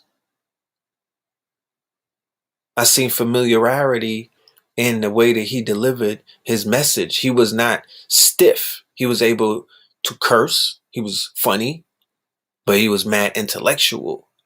And to be honest with you, the way that I had envisioned teachers to be, I'm like, these niggas is not on it like they, you know, they not cool like that. They not cool like me. You know what I'm saying? They not cool like me. I'm out here with these niggas. You know what I'm talking about? Like, I'm out here in these streets. I can't relate to them because they don't speak my language. Those words are too big. To be honest with you, the only person I could relate to was Dr. Sabi because he cursed, he laughed, he was uber confident, and after the motherfucking lecture, that nigga was guaranteed to roll up a joint. And he had a bankroll all the time, right? He always had a pocket full of cash. So I was like, shit, I like, you know, that's my type of teacher right there, right? But I wasn't trying to cure nobody and no diseases. I'm just being honest with you. That shit didn't really move me because, to be honest with you, I saw the struggles that came with that. And I was like, I'm good. You know, I'm good. I'm not into the healing business because, to be honest with you, I saw the dark side of it and I saw the light of it. And I was like, I'm good. You know, I'm going to let Ralph Lauren heal me. You know what I'm talking about? I'm going to let the Polo store heal me. Fuck that. I'm going to hit these malls up and take these clothes and whatnot, nigga. That's therapeutic in my mind. I'm going to heal the world by looking fly. So Phil Valentine and then Uncle Bobby with that motherfucking, y'all all right? Okay, yeah, you know what I mean? And spitting that fucking alcohol and doing what he do, that shit cracked me up, bro. Like that was my calling right there. Like that was it. That was it. I was like, yes, I need this right here. And then Delbert came with the pure science. And to be honest with you, I was a blurred when I was younger. I was into the comic books. I was into all kind of shit. Science and biology was my shit. So when I heard him dropping it, I was like, yes, I could fuck with it. You know what I mean? I could get with that. He don't gotta be rambunctious. I'm following him though. And then Hakeem Bey was giving it up. Taj Tariq Bey was giving it up. And I was like, I rocks with that because it's high level intellectual conversation. But when they was giving me the Moorish information, it was filling a void. They were answering questions that I had internally. My internal spirit had like a picture, a puzzle, right? And there's huge pieces of the puzzle that's missing. So it's like, you can't be satisfied with having a full picture because you're not filling in the pieces. So the Moorish science filled in the pieces. It was the pieces to the puzzle that was always missing in my mind. And I was like, yes, yeah, Dr. York did it for me too. Now, rewind the tape. When I was in shock program, niggas slipped me the holy tabernacles. I forgot to mention that part, right? Blue pill, when I was on Rikers Island, before I went up north, right? He brought me the Metal Nectar, volume 1, 2, and 3, right? Teach you how to do yoga. And when they were, where they were comparing the motherfucking tree of life to the Metal Nectar and the Kemetic deities, that blew my mind. Then a few months later, I had got Holy Tabernacles. We had to sneak to read that shit. So we had one nigga standing at the door, right? When we be like on break and what, a 15-minute break. So we have a nigga standing by the door. I would take the Holy Tabernacle, slide under the bed, pull the sheets over me, and then read that shit as much as I can until he hit the door. And then I would have to fold that shit up, hide it, and then pop out from under the bed like I wasn't doing nothing. Yo, y'all all right? Yeah, we good. On the count. That's how far we had to go to learn. You know what I'm talking about? Because if you got caught with the Holy Tabernacle, you go into the big house. That was contraband where I was at. That was contraband. But I wasn't a Yorkie like that. I wasn't, the books did it, the Holy Tabernacles and some of the pamphlets. Yeah, those were very interesting. But I'm just giving you my master teacher who red pilled me, who opened up my eyes to this wormhole and put me in a rabbit hole. I would give that credit to the metaphysicians, the master teachers of that day, Dr. Phil and Bobby Hemmit with the occult. Shit like that.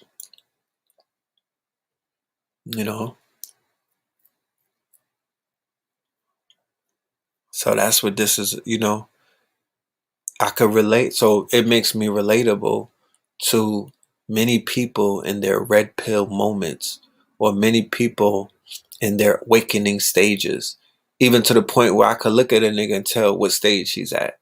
Like, oh, you at that stage. Okay. Nigga, you woke. That's cool. I'm not going to judge you because I was there too. But, I know how far this shit goes. So if you really want to keep it a buck, nigga, you got a long way to go. And then you're running around acting like you know it, but you don't even know half of this shit. You're not even in the motherfucking rabbit hole. You're just standing around the hole. You didn't even get pushed down the hole yet. But I remember before I got pushed down the hole, I thought that I was in the rabbit hole, nigga. I thought that I could hold. I was having intellectual conversations. I was able to recite shit that I heard on, from William Cooper's Behold a Pale Horse. I knew about silent weapons and quiet wars. I knew about all of that.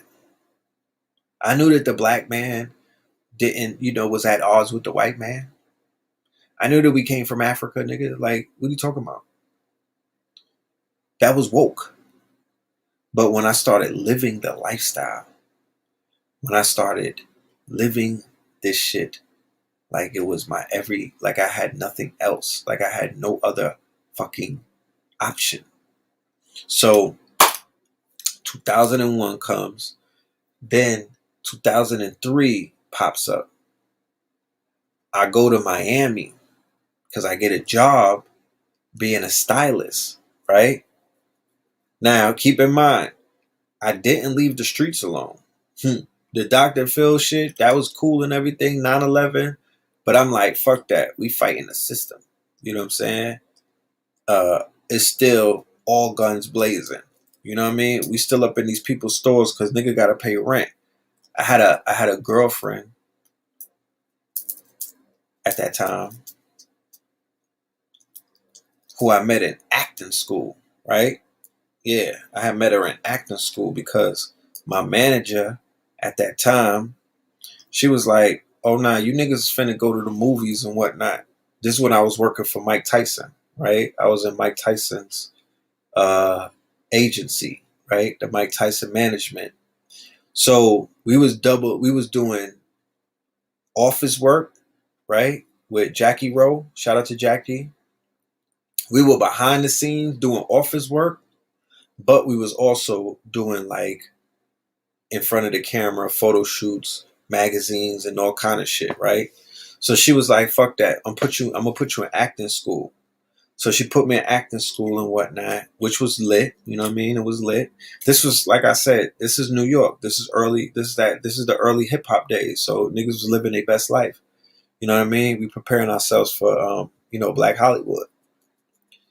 This is around the time when the streets is infiltrating the industries. So this is the beginning of the black urban clothing brands, Rockaware, Sean John. This is the invasion. This is when the streets are invading corporate America. All right, this is our dark ages. This is where we're infiltrating everybody from the streets who used to do street shit. We're cleaning up our act by getting into corporate America boardrooms and finding positions to where we could eat off of these white folk because they was out there throwing money around. Boom. So they like, yeah, you're going to have to go to acting school. We're going to get you in some movies and whatnot. Just go ahead. I had a black teacher by the name of Tracy Moore. Shout out to Tracy, right? Spirited Actor was the name of the program. So I'm in there with models and shit, vixens. You know what I'm talking about? I'm like, okay. I could do this. You know what I mean? Like, yeah, I like this. This is where I should have been here the whole time. You know what I mean? So, I'm in there, and me and this girl start, matter of fact, I'm not even I ain't gonna hold you. There was a director, I'm not gonna say his name, right? He has sent his girlfriend to acting school too, right? He was a hot director at the time because he was doing all of the videos. And his little boo, his bae, she was in acting class with the guard. And at first it was all good because I had my eyes set on like two other hotties, two other sisters, two other prospects. You know what I'm talking about? And I really didn't have my eyes on her because, like I said, she was in a relationship. So, I have a strict rule that I don't do that. I don't violate niggas when it comes to their whizzes. You know what I'm saying? I have morals and standards. You know what I mean? Like I don't want sloppy seconds. And I don't fuck with niggas and their situations because, to be honest with you, as a Scorpio, I'm prepared to kill for mine. You know what I mean? And I know where that leads. And to be honest with you, it's not good on your karma. So I don't be eyeballing niggas whizzes. I don't even want to be around nobody in their whiz when it comes to shit like that. If I feel that type of energy, I'm like, I'm good. I'm not coming around. It's not worth it. So the teacher had paired us up. We wound up doing like some skits together. I'm like, damn. Shorty is alright, you know what I mean? Once you get to look at a person and do a skit with them, you be like, damn. That's what I'm saying. Like, I don't know how a married woman could do a movie with a nigga and they all laid up, you know what I mean, dry humping and whatnot. I'm just saying her will gotta be strong. So we start vibing and like chopping it up. And unfortunately, around that same time, she was going through some issues with homeboy. Right? They would, shit was falling apart. You know what I'm saying? I have nothing to do with that. So I'm like, damn, what's going on with you and homeboy? And then she told me some things. And I was like, damn, that's sad, yo. That's not good. You know what I'm saying? That is not good. Like, you should figure that out. And then I kept it moving. And something had happened where he kind of showed his hand on some jealousy shit. And it just, It was, you know, yeah, I've been there before. It was over after that. You know, yeah, he showed his hands, man, and it didn't work out for him after that. It just was not a good look, you know. And you know, women be choosing, so you know, she chose a winner over a TV dinner, and then that became Bay.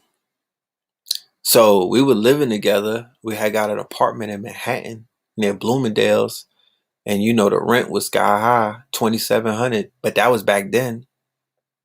So yeah, a nigga was I still had one foot in the streets and one foot out. Make a long story short. So even with all of that consciousness, I still was wrestling demons. And the demons was, you know, for many, many years, I wasn't a working type of, I wasn't a 9 to 5er, even though I did have 9 to 5 gigs, but I knew how to get it I knew how to get it how I live. I knew how to get it how I live. So that was almost an addiction. That was something that's something that I had to fight. That's something that I had to shake, you know, taking penitentiary chances to basically get a bankroll every now and then. You know? So I got a gig in Miami working for Pitbull because that's my guy. And he was like, you know, I see how you brothers put it together with the clothes. And if y'all seen Pitbull's interview on Drink Champs, anybody seen his interview on Drink Champs? Put a fire emoji in the thing. You know what I'm saying? He's not a stupid he's very sharp. Like, son is very sharp. Son is an intellect, low key. You know what I mean? Like, he's not one of those crunk rapper types. Even Little John, like I would sit down and listen to Little John talking when we was running around, because I was around Little John. I was with the whole TVT roster. I was the Yin Yang Twins. I don't know about that, but I was around Little John, Pitbull during the crunk era when they was lit. When they was lit, and I would be like, these are some intelligent niggas. You know what I mean? They just do crunk music, you know? They just do crunk music. You can't judge a book by its cover. You cannot judge a book by, you don't know. That's why I be saying a lot of the Clubhouse is showing you, and for the people that's on Clubhouse, that a lot of these rappers be capping because they're not as dumb, or they're not as mumble, or they're not as unintelligent. Some of them are super unintelligent. Some of them are super low energy, low level. You know, some of them are. You know, they're exposing themselves, but some are not. You know, some are not. And when they get comfortable enough, like if you hear them on Clubhouse being themselves, that's how a lot of us was exposed to them in studios. You know what I mean? Backstage, you know, shit like that. You be like, these niggas is intellects. What the fuck? The world don't know this. That's a shame. But they are not intellectual when it comes to helping out their people or even showcasing their genius. They're not, they hide their intellect. Why? Because like I said earlier, they're surrounded by lower energy. They're surrounded by niggas. They are trying to put on for other people. They're not comfortable in their skin. They're not allowed to be their self. That's why I said I would go on the visiting floor with my brother A.A. Rashid when he was locked down, and I would vent my frustrations about being in the community, but not being of the community because I cannot relate to some of the older people because I'm not an older person. I want to curse. I want to talk my shit. I want to listen to hip hop. You know what I mean? I want to wear Ralph, shit like that. I just wanted to be, I wanted to be me. But in the beginning, before this shit switched over to the younger generation, it was very hard to be like that because the elders were very judgmental to the hip hop energy. They were repellent to that shit. They did not accept that shit in their close proximities. They were not warming up to niggas that were talking about, you know what I'm talking about? And all of that. That wasn't, in the beginning, they wasn't giving it up to people like that. It was making you feel like you were lesser than. I'm just keeping it a buck. I'm just keeping it a buck. They would make you shrink in their presence, especially the collegiate ones, the academia, the Dr. Clarks and Dr. Ben types and whatnot. No offense and whatnot. Those are master teachers. But when you got around Leonard Jeffries, when you got around those study halls, when you got in those circles, you had to be studious, nigga. Your words, even when asking questions, you know what I mean? Your shit had to sound like a Frederick Douglass book. You had to be like, excuse me, sir, where art thou proximities of manufactured calamities within the proximities of circumference winced actualizing one's mental fortitude. Shit like that. You know what I'm saying? Like, you couldn't just blurt out some shit because you would be shrunk. They would shrink you 2 sizes. You know what I'm talking about? Like, it wasn't a comfort zone. I did not feel comforted. Thank God for Blog Talk. Thank God for ratchet consciousness, in a sense. Thank God for these sophisticated savages, because they made this shit a little more acceptable.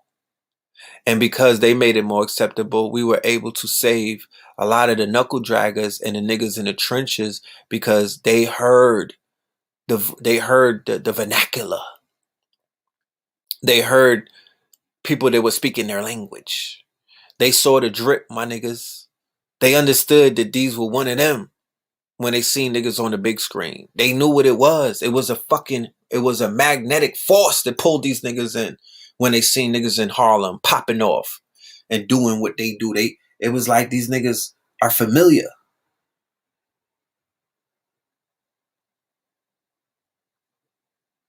So it was almost kind of a trade-off, because in a sense it diluted the concentrated seriousness, right, of what the elders have brought to us.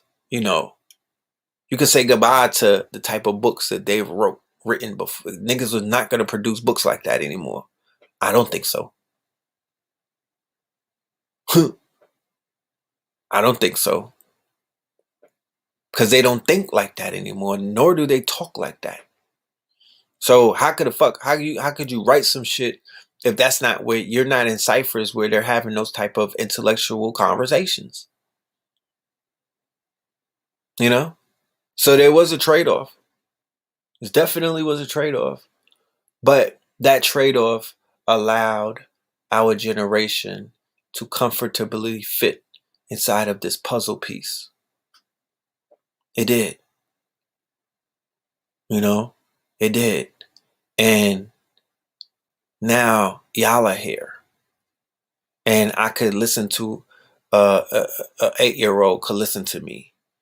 But somebody that's 80 years old could appreciate what I bring. And 18 years old. And everything in the middle. Not to negate what the elders bring, because they're still being listened to and understood, and they're being accepted, and their teachings are still being yearned for. You know, they yearn for those teachings, but it is a full spectrum in a sense. I feel like we're the bridge, and we allow other people to get over and go into the castle, right, and into the master library, where the master teachers have their lectures and their books and their studies and their research, and all of that is still there preserved. You know? But how is time going to progress if you cannot identify who are the agents of change. Because if we were going into 2008 and then we went past 2012, the world didn't end, and then we move all the way into 2020. Do you think that the people that are going to be teaching you and are they going to be doing the same shit that they were doing in the 90s? Are they going to be teaching the same way that they were teaching in the 80s? Are they going to be giving you the same type of vernacular, the same type of delivery, the same type of everything? No, it's going to change with the times. So the facts that it is changing is a way to measure change. That's how I see it. You know? This shit has changed. The playing field has definitely changed. The characters have definitely changed. Even the subject matter has changed. I feel like it has demoted. I feel like it's been devalued. I feel like it's been somewhat the shit is bootleg now. I think it's bootleg. I think it's counterfeit. But at the end of the day, I see niggas wear counterfeit and it look like designer. You know? And with that, it makes it makes the classical works of Phil Valentine, Delbert, Bobby even more valuable. It makes it even more valuable. It actually adds more value, because if you measure what they brought to what's available to you right now, you might be like, I'll take both of them. I'll take the counterfeit and the designer. You know what I mean? Like going Ralph Lauren and go and buy the shit that they selling right now. Go to the Jordan where they have the motherfucking retro sneakers that they put out, and then go and get the original sneakers. The original sneakers have a certain type of stitch. They have a certain grade of leather that the retros will never have, right? But you niggas are going to wear both pairs. Okay? The retros are a copy of the original, but nothing can be the original. So we should stop wanting to create the original, because the original is the original. But I'm not even interested in the retros. I'm like, where is the new fucking sneakers? Give me a new brand. These are the Nikes. They're great. They're classics. But there's blacker brands like what's the brother name out of Jersey? Air Keys. You know what I mean? Kiy. They got a black brand out. Then they had the brother with the red, black, and green sneakers, and then they have, all of that stuff. So we have to appreciate what we have and do what we can with it. Somebody said US Polo is not Purple Label. Hell no. But even in the Polo Mansion, if you go and look at the teddy bears that they putting out right now, if you go and look at the suicides that they're putting out retro versions of the original shit from the 80s. It's not the same. It's not the same. It's not the same quality. It's not the same cotton. It's not the same wool. It's not the same stitch. So you still have it for the collectors, for the connoisseurs of polo, you still appreciate the original, because they have not been able to make anything better than that. Right? They have not been able to make anything better than that. They've been able to make shit that looks flashier in a sense to the untrained eye, but the original still stands as the authentic. And that's the same thing when it comes to these teachers. That's the same. There'll never be another Dr. Sabi. There's never going to be another Bobby. There's never going to be another Delbert. There's never going to be another Phil. It's some niggas out here that sound like them and they look like them and it's cool and everything. You know what I'm talking about? They doing their best renditions, but they're never going to be them. And we have to be comfortable with both at the end of the day, because keep in mind, they still have something to add.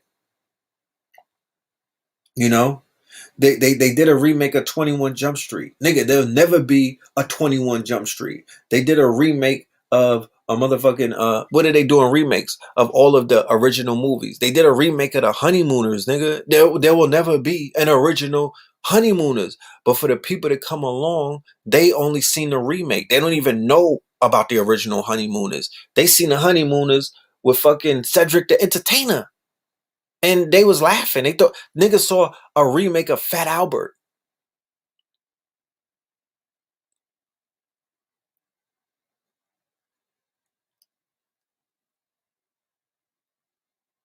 So there's some low level shit running around. There's some Canal Street shit running around. There's some motherfucking bootleg shit running around. But then there's some other authentic renditions. You have to be able to find. You have to be able to sift through the motherfucking thrift shop. You have to be able to look at the label and sniff the motherfucking cotton and know what you're looking at. You have to be able to feel it, the texture. Okay? Because there's a lot of mass producing taking place right now. There's a lot of Canal Street runoffs taking place right now. But the original is the fucking original. That's why it's called the original. That's why it's called the original. So that is the, you know, that's the shit that comes out in the wash. That's what we traded. That's what we traded to get where we're at right now. Niggas had to give up some shit. And that's some of the things that we gave up. The authenticity, you know what I mean? And a lot of other things in order to be here and do what we do and say what we say and move the way that we do. You got teachers as rappers. Nigga, it wasn't like that. In the 80s, them niggas wasn't rappers. They wasn't signed to fucking Def Jam to Russell Simmons and doubling as teachers, bro. Bobby Hemmit was like, he was a dancer, nigga. He was a professional dancer. I don't think he was a twerker. I don't think, what kind of dancer was he? But he didn't double. He didn't do both. He said, fuck that dancing shit. I'm finna teach you niggas. He gave up on the dancing to teach you niggas. Dr. York was out here doing R&B music, nigga. You know what I'm talking about? Did he give that up to teach you niggas and to go and build a fucking pyramid in Georgia? Or was he putting out mixtapes and teaching? I don't think he was doing both. This is a different day. This is a different times. This is a different fucking class of teachers. Bobby designed shoes too. Yeah, but he was a dancer too. He said that they was finna sign him to go dance. He gave up the shoes to be a teacher. I know that, right? I know that there's no no Air Hemmits out here. I know that he didn't come out with the Hemmit Clarks. He didn't do a I know that he didn't do a deal with British Walkers as an endorsement. He didn't get a fucking brand deal. He wasn't dabbling like that. He was just straight teaching.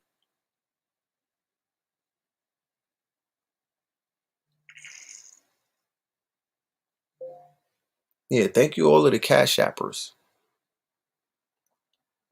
I appreciate you. Y'all want a shout out? Joseph, Aaliyah, Timothy, the American Negro, Mariah, Greg, T Gold. I appreciate you. Thank you. Give thanks to all of y'all. Y'all are highly appreciated.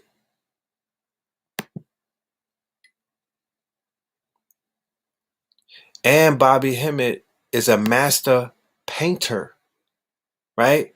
Dr. Phil Valentine designed Galacticus, right? Dr. Phil Valentine designed, he's an artist, like with the pen. So am I, and my brother, and KT, and AA. We're all master artists. I promise you. You'll see the art gallery pop up one day. You know what I'm saying? Look, hold on.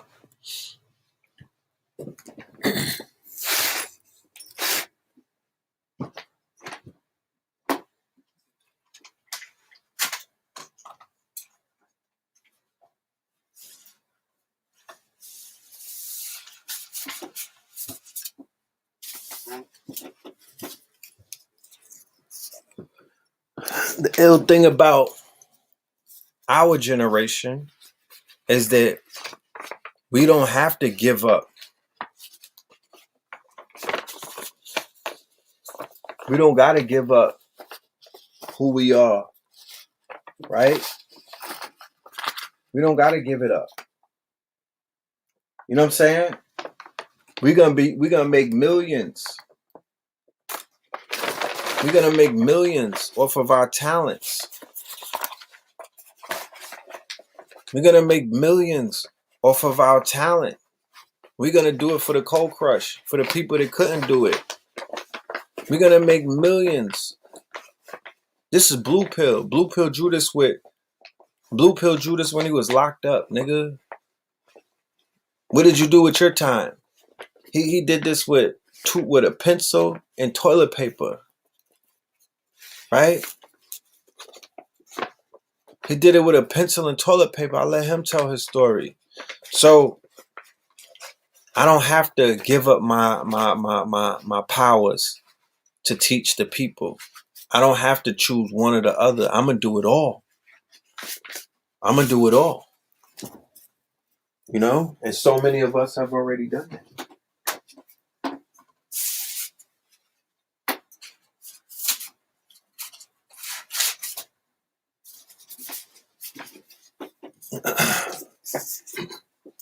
Like I said, my brother KT, master artist. Look.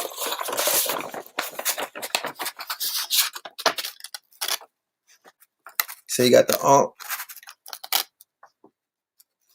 we drew this in the 90s.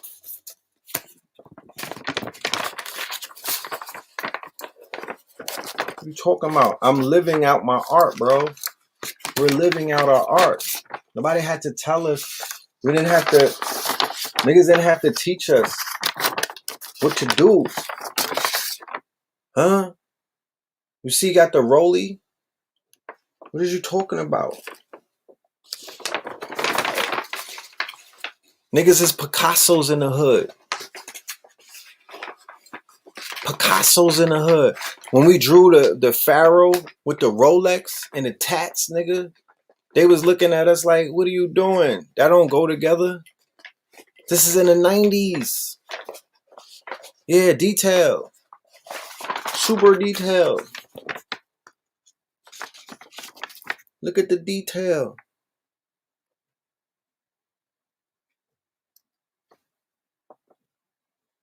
Come on, B. This is, you want to know what hip hop is? This is hip hop. This is hip hop. This ain't graffiti. This ain't graffiti. Shout out to my graffiti writers, nigga. But this ain't that. This is hip hop. Okay?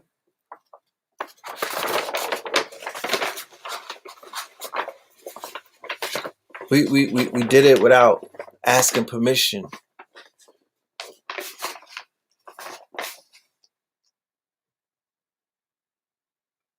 Look, here go the date. 2001.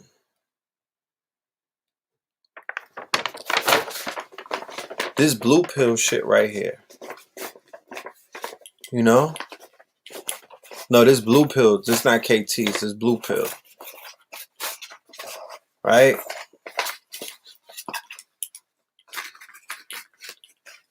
Am I West Coast bias? No. I love the West Coast. What are you talking about? Where'd you get that from? Was we airbrushing t-shirts? No, we were not. No airbrush.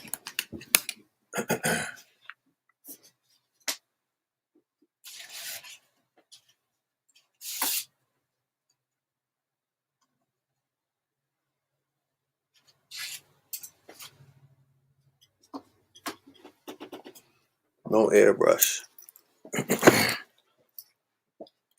Yeah, blue is super cold.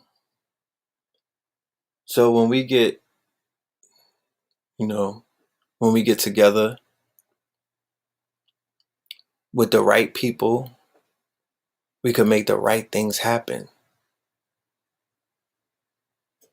You dig what I'm saying?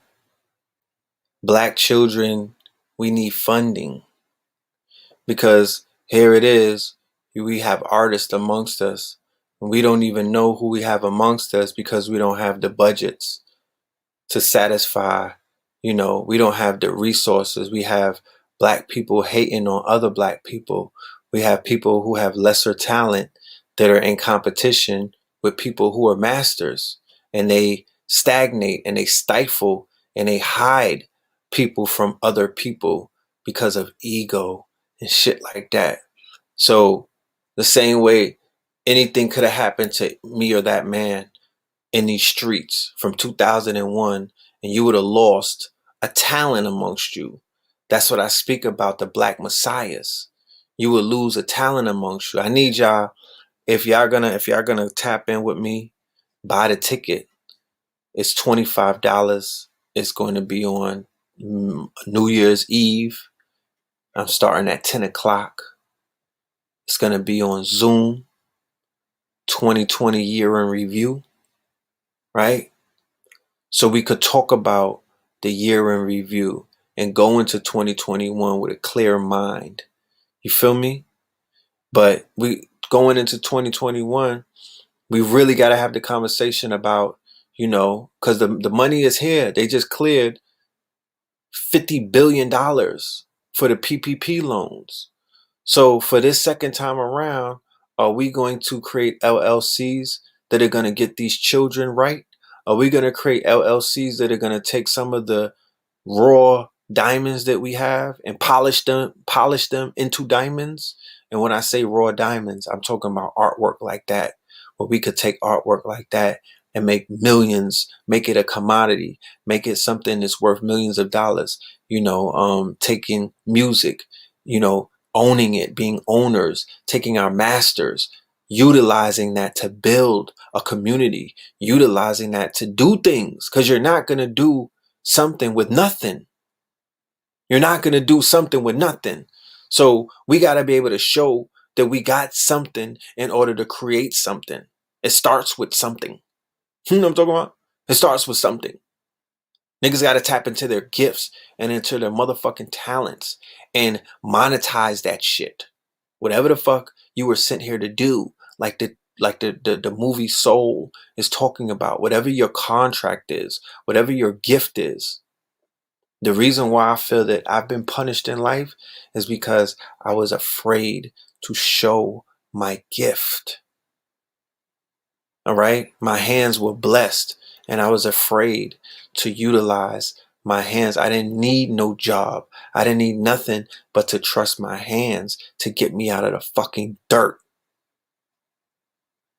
Right? And if you don't use it, you could lose it. So a lot of us, some of us don't got no talent, and all we can do is what the fuck we've been doing. But a lot of us do, and we're negating that for these niggas in this nigga ass culture, right? This bottom feeder nigga culture that we're anchored. We have a fucking anchor bracelet, ankle bracelet, a fucking it's holding us underwater. Because we're trying to please niggas around us that are not smarter than us or smart as us or gifted as us. We're trying to fit in. We're trying to be get-wits. You know what I'm talking about? That's what we're doing. Getting around all of these negative motherfuckers that always are trying to dim your light. Don't want you to be great. That's how the whole culture is set up like that. Niggas is out here completely crabs in the barrels, pulling each other underwater, trying to drown you from fucking swimming. That's what I see.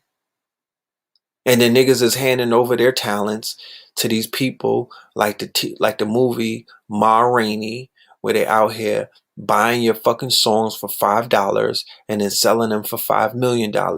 You out here you out here twerking for these white folk. You out here buck dancing for these white folk, thinking that they're gonna save you, and they only putting you in a mason jar, trapping your soul, trapping your image, trapping your likeness. Have I seen Soul on Disney TV? Yeah, nigga, I'm just talking about that. That's what I'm talking about. That's what I'm talking about. People are not living out their soul's purpose. They're not living out their contract. They're not tapping in. They were sent here to do something, and all they do is sitting around watching what everybody else is doing. You niggas is watching what the housewives is doing. You niggas is watching what Love and Hip Hop is doing. You've reduced yourself to that. You've reduced yourself to that when the whole world could be watching your ass on stage. You was sent here to stand on the fucking stage so you could shine bright. But they have reduced great people, messiahs, to watching reality shows. So you watching bottom feeders. You're watching the fucking Help.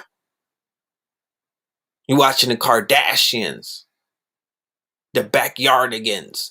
Motherfucking, you're watching the Help.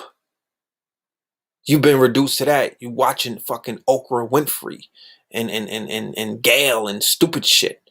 These people are not built like that. They're not him. They're not the one. You know what I mean? And because the spotlight is on them, you think that they are. And you don't realize who the fuck you are. Okay? So we are here. We are here to help you see the Bitcoin inside of you. Fuck Bitcoin being at an all-time high. Nigga, are you at an all-time high? You know what I'm talking about? Are you at an all-time high?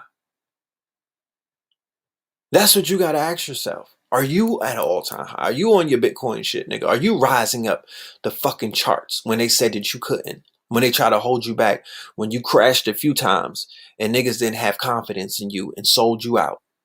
Are you at an all-time high going into 2021? That's all I want to know. You know? That's the conversations that we're going to have. So the link is in the description. It's on Eventbrite. I look forward to seeing some of my most trusted students in the building. This is not for everybody, and I get it. It's not supposed to be for everybody. Okay? I have a dedicated student body. We started out this year very strong, and I got to apologize because I slowed down on the webinars. I slowed down on the Zooms and whatnot because I was working on my album.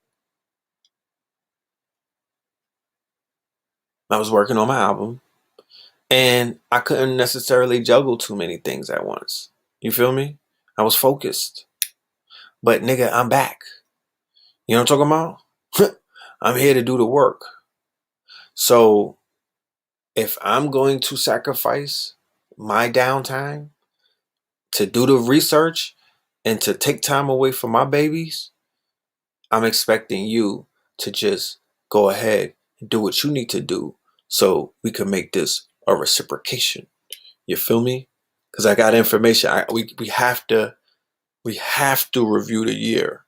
We cannot let 2021 come in and you niggas don't know what happened this year. This is Corona rising. Do I still rock with Polo Grounds? Big Teacher's not with Polo Grounds though. Big Teacher's with House of Mac. I still rock with Big Teach. That's the fam. He's the one that got me in Miami when I was telling my story. He's the one that flew me out. He was Pitbull's manager. Big Teach flew me out. That's the homie. We was in high school together. That's my day one. He flew me out. And, you know, Pitbull was the artist. So, yeah, I still rock with Teach all forever, like until the wheels fall off. So, let's do this rap. Yeah, we're going to do the rap. I might even do a fucking rap. I might get on my Uncle Murder shit. Who knows? But we got to wrap up this year. This is Corona rising. A lot of shit went down. It wasn't talked about. A lot of shit happened and niggas done forgot about. So even going through my preliminary notes, I'm finding shit. I'm like, damn, I forgot about that. Why nobody talk about that no more? But yeah, with that being said, you know, I'm out. I've had a good time with y'all tonight. We had a great conversation. You know what I'm talking about? And I appreciate every single one of y'all. Love and light to every single one of y'all. Go and get that album, The Red Summer. It's out right now. Go and get you some merch. The Red Summer merch.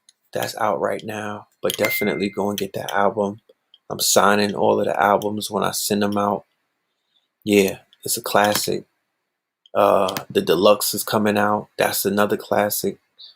Look out for new videos. The videos is gonna be coming soon. Look out for Lizzie Jeff's album, Diaries of a Confessions of a Rap Priestess, I believe. Hold on, let me pull it up. What's that album? Prophecies of a Rap Priestess. Alright? Go and check her out. She is the truth. One of my favorite artists right now. Go and check out Manifest Destiny. This is Lizzie Jeff on Bandcamp. For all of the sisters and the brothers, she's doing it for both of y'all. Go checks with her. I fucks with her. Her music is tight. She from the West Coast. For anybody said, do I have West Coast bias? And not at all. I rocks with Lizzie Jeff. You know what I'm talking about? She from the Merritt Park. She gave me the Nipsey vibes. She's all over the album. She's all over Red Summer. And she's on the deluxe as well. Cambada's all over the Red Summer album. You know what I mean? Go and get Manifest Destiny, him and Low Deluxe. That's definitely one of the albums of the years. Like I said, I need where's the conscious album reviews? Where's the conscious first time listens? And where's that at? Where's the conscious playlist? Where's you DJs at that's gonna come through with the playlist? And don't send me a fucking invoice, nigga. You know what I mean? You niggas got a lot of audacity. You know what I mean? Trying to do the payola shit. We're not doing that. You know what I'm talking about? We're not doing payola money. I'm not playing that game with you niggas. Yeah, Lizzie Jeff. Yeah, she's the truth. You could play with it if you want. You could play with it if you want. I need to be a A&R because I could spot talent. I could spot talent. Yeah, niggas be trying to lean on niggas with the payola. I'm not playing that game. You know what I'm saying? I'm not playing that game. Yeah, I do that with the trap rappers. Do that with the mumble rappers. Do that with the drip rappers. Don't do that with us. Fuck out of here with that. Don't do that with us. That's all I'm saying. We're gonna make it regardless. You're not gonna shake us down to get on your playlist. You're not gonna shake us down to act like you like us. You know what I mean? If it's not organic, keep it moving. That's all I gotta say. The hoodies are on Red. I'll put it right here. Red Pill Summer merch. No, the Red Summer merch. Niggas is not dick riders. Like, no, not doing that. Not doing that. I'm not doing payola. I'm not paying you niggas. We could figure it out another way. Get you some tickets to the concert or something, but we're not doing that. I'm just not doing that. Okay? I find that very disrespectful. Okay? Now, Ruby, you talk black to me now, Ruby. What's good with you, man? Now Ruby yeah, the legend. Definitely. The legend is in the building. So yeah, that's what it is. That's what it is. So we about to sign out. And I had like I said, this was a dope show. A lot of dope introspection. We were giving it up. Like I said, it's the winter time. So this is a great time for introspection, right? We're coming towards the end of the fiscal year. This is a great time to do your motherfucking mental taxes. You know what I mean? Take a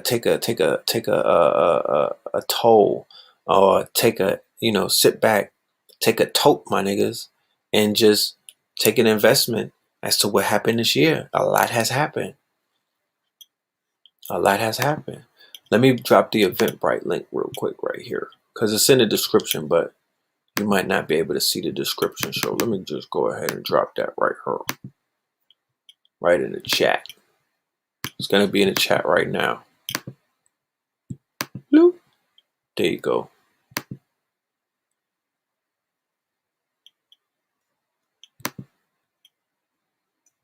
All right.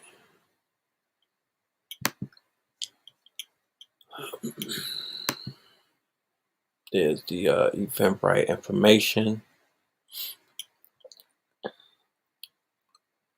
I'm gonna leave y'all with some music. Why not? I'm gonna leave y'all with some music. We're gonna bring that Sherman Hemsley back. You dig? We're gonna end it with the Sherman. You feel me? A little bit of music for you. But like I said, I appreciate everybody for being here. Yeah, I was here. I was out here, you know, giving up my whole life story and shit. And everyone that listened, thank you. That was real good. You know what I'm saying? Being in the audience, checking it out. So yeah.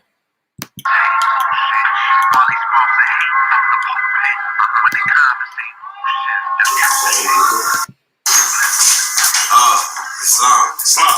Peace, King. How you feeling? I'm well, no much. 444. Give it 2 bags. Yes, sir. Okay, yeah. I just want 2. Just 2 right now. You know what? This is on me. Man. Give thanks. Yeah, this is for the family. All right? We got it. This is for you. Oh, man. Beautiful. Peace. Thank you. Thanks. Yeah, it's a healthy one right there. It got seeds in it. This one got seeds in it. It got seeds in it. It broke the scale. We need a whale scale now. Yes, sir, man. Yes, greetings. Peace, brother. Peace be unto you. It's so magnetic. It was recognized as ultra. They weaponized the culture. They mechanized the vultures. Blue pillar. It's so magnetic. KT the art. It was recognized as ultra. They weaponized the culture. We went from Eugene Adams, searching for the blacks in China, to searching through these back pages for some black China and some black vagina. We went from the UNIA and the black starliners to some black masons, black shriners, buying crack from the miners. Went from dapper damn black designers to some Gucci turtlenecks, black belt miners. Moving on up, Sherman Hemsley. But the shooters is shooting on up. It's nightmares on Elm Street. Computers getting booting on up. I'm dream chasing through the Jason months. As above, so below. We was adjacent once. Rethink your fears. They drink your tears. While you waking up for delinquent years, the distinctive years, crack pays, black rage, Beanie Siegel backstage, state property, crack cage, hell up in Harlem, the black plagues, Luke Cage, going through his crack rage, captured, bulletproof zombies, raptured, toothless blondies, carving a piece, ruthless Gandhi, starving for peace, no disguise for the vulture's eyes, most survive, but they coaches die. Look at Scarface through Sosa's eyes. Approach the guys and get posterized. Or dropped into acid, emulsified. All of your media is socialized. When they see us and they start acting goofy, we smacking koofies. They bad and bougie. I'm a timeless royal. Times of turmoil. Phyllis Thomas on Thomas Boyle. Flaxseed oil. Black winter boil. Color of the backstreet soil with orange coils. We the lost attraction, I'm the course of action. If she look like Penny for a good time, I toss her Jackson. Me in the carbon is quantum entangled. I'm dripping in carrots, the sponsors are dangled. If I had to decide to fade to Billy Gates, I say young choppers ass like Philly steak. Shit, I gave birth to a lady killer. I drag a desire to Mercedes dealers. A hard pill they soon to swallow. Wherever I go, all these drones, yeah, they soon to follow. I resisted the urge, then persisted to purge. Protect the hood from the peck of wood in my neck of woods. Delectable Negroes say they neck is good. Protect the wood, protect his wood. 36 chambers,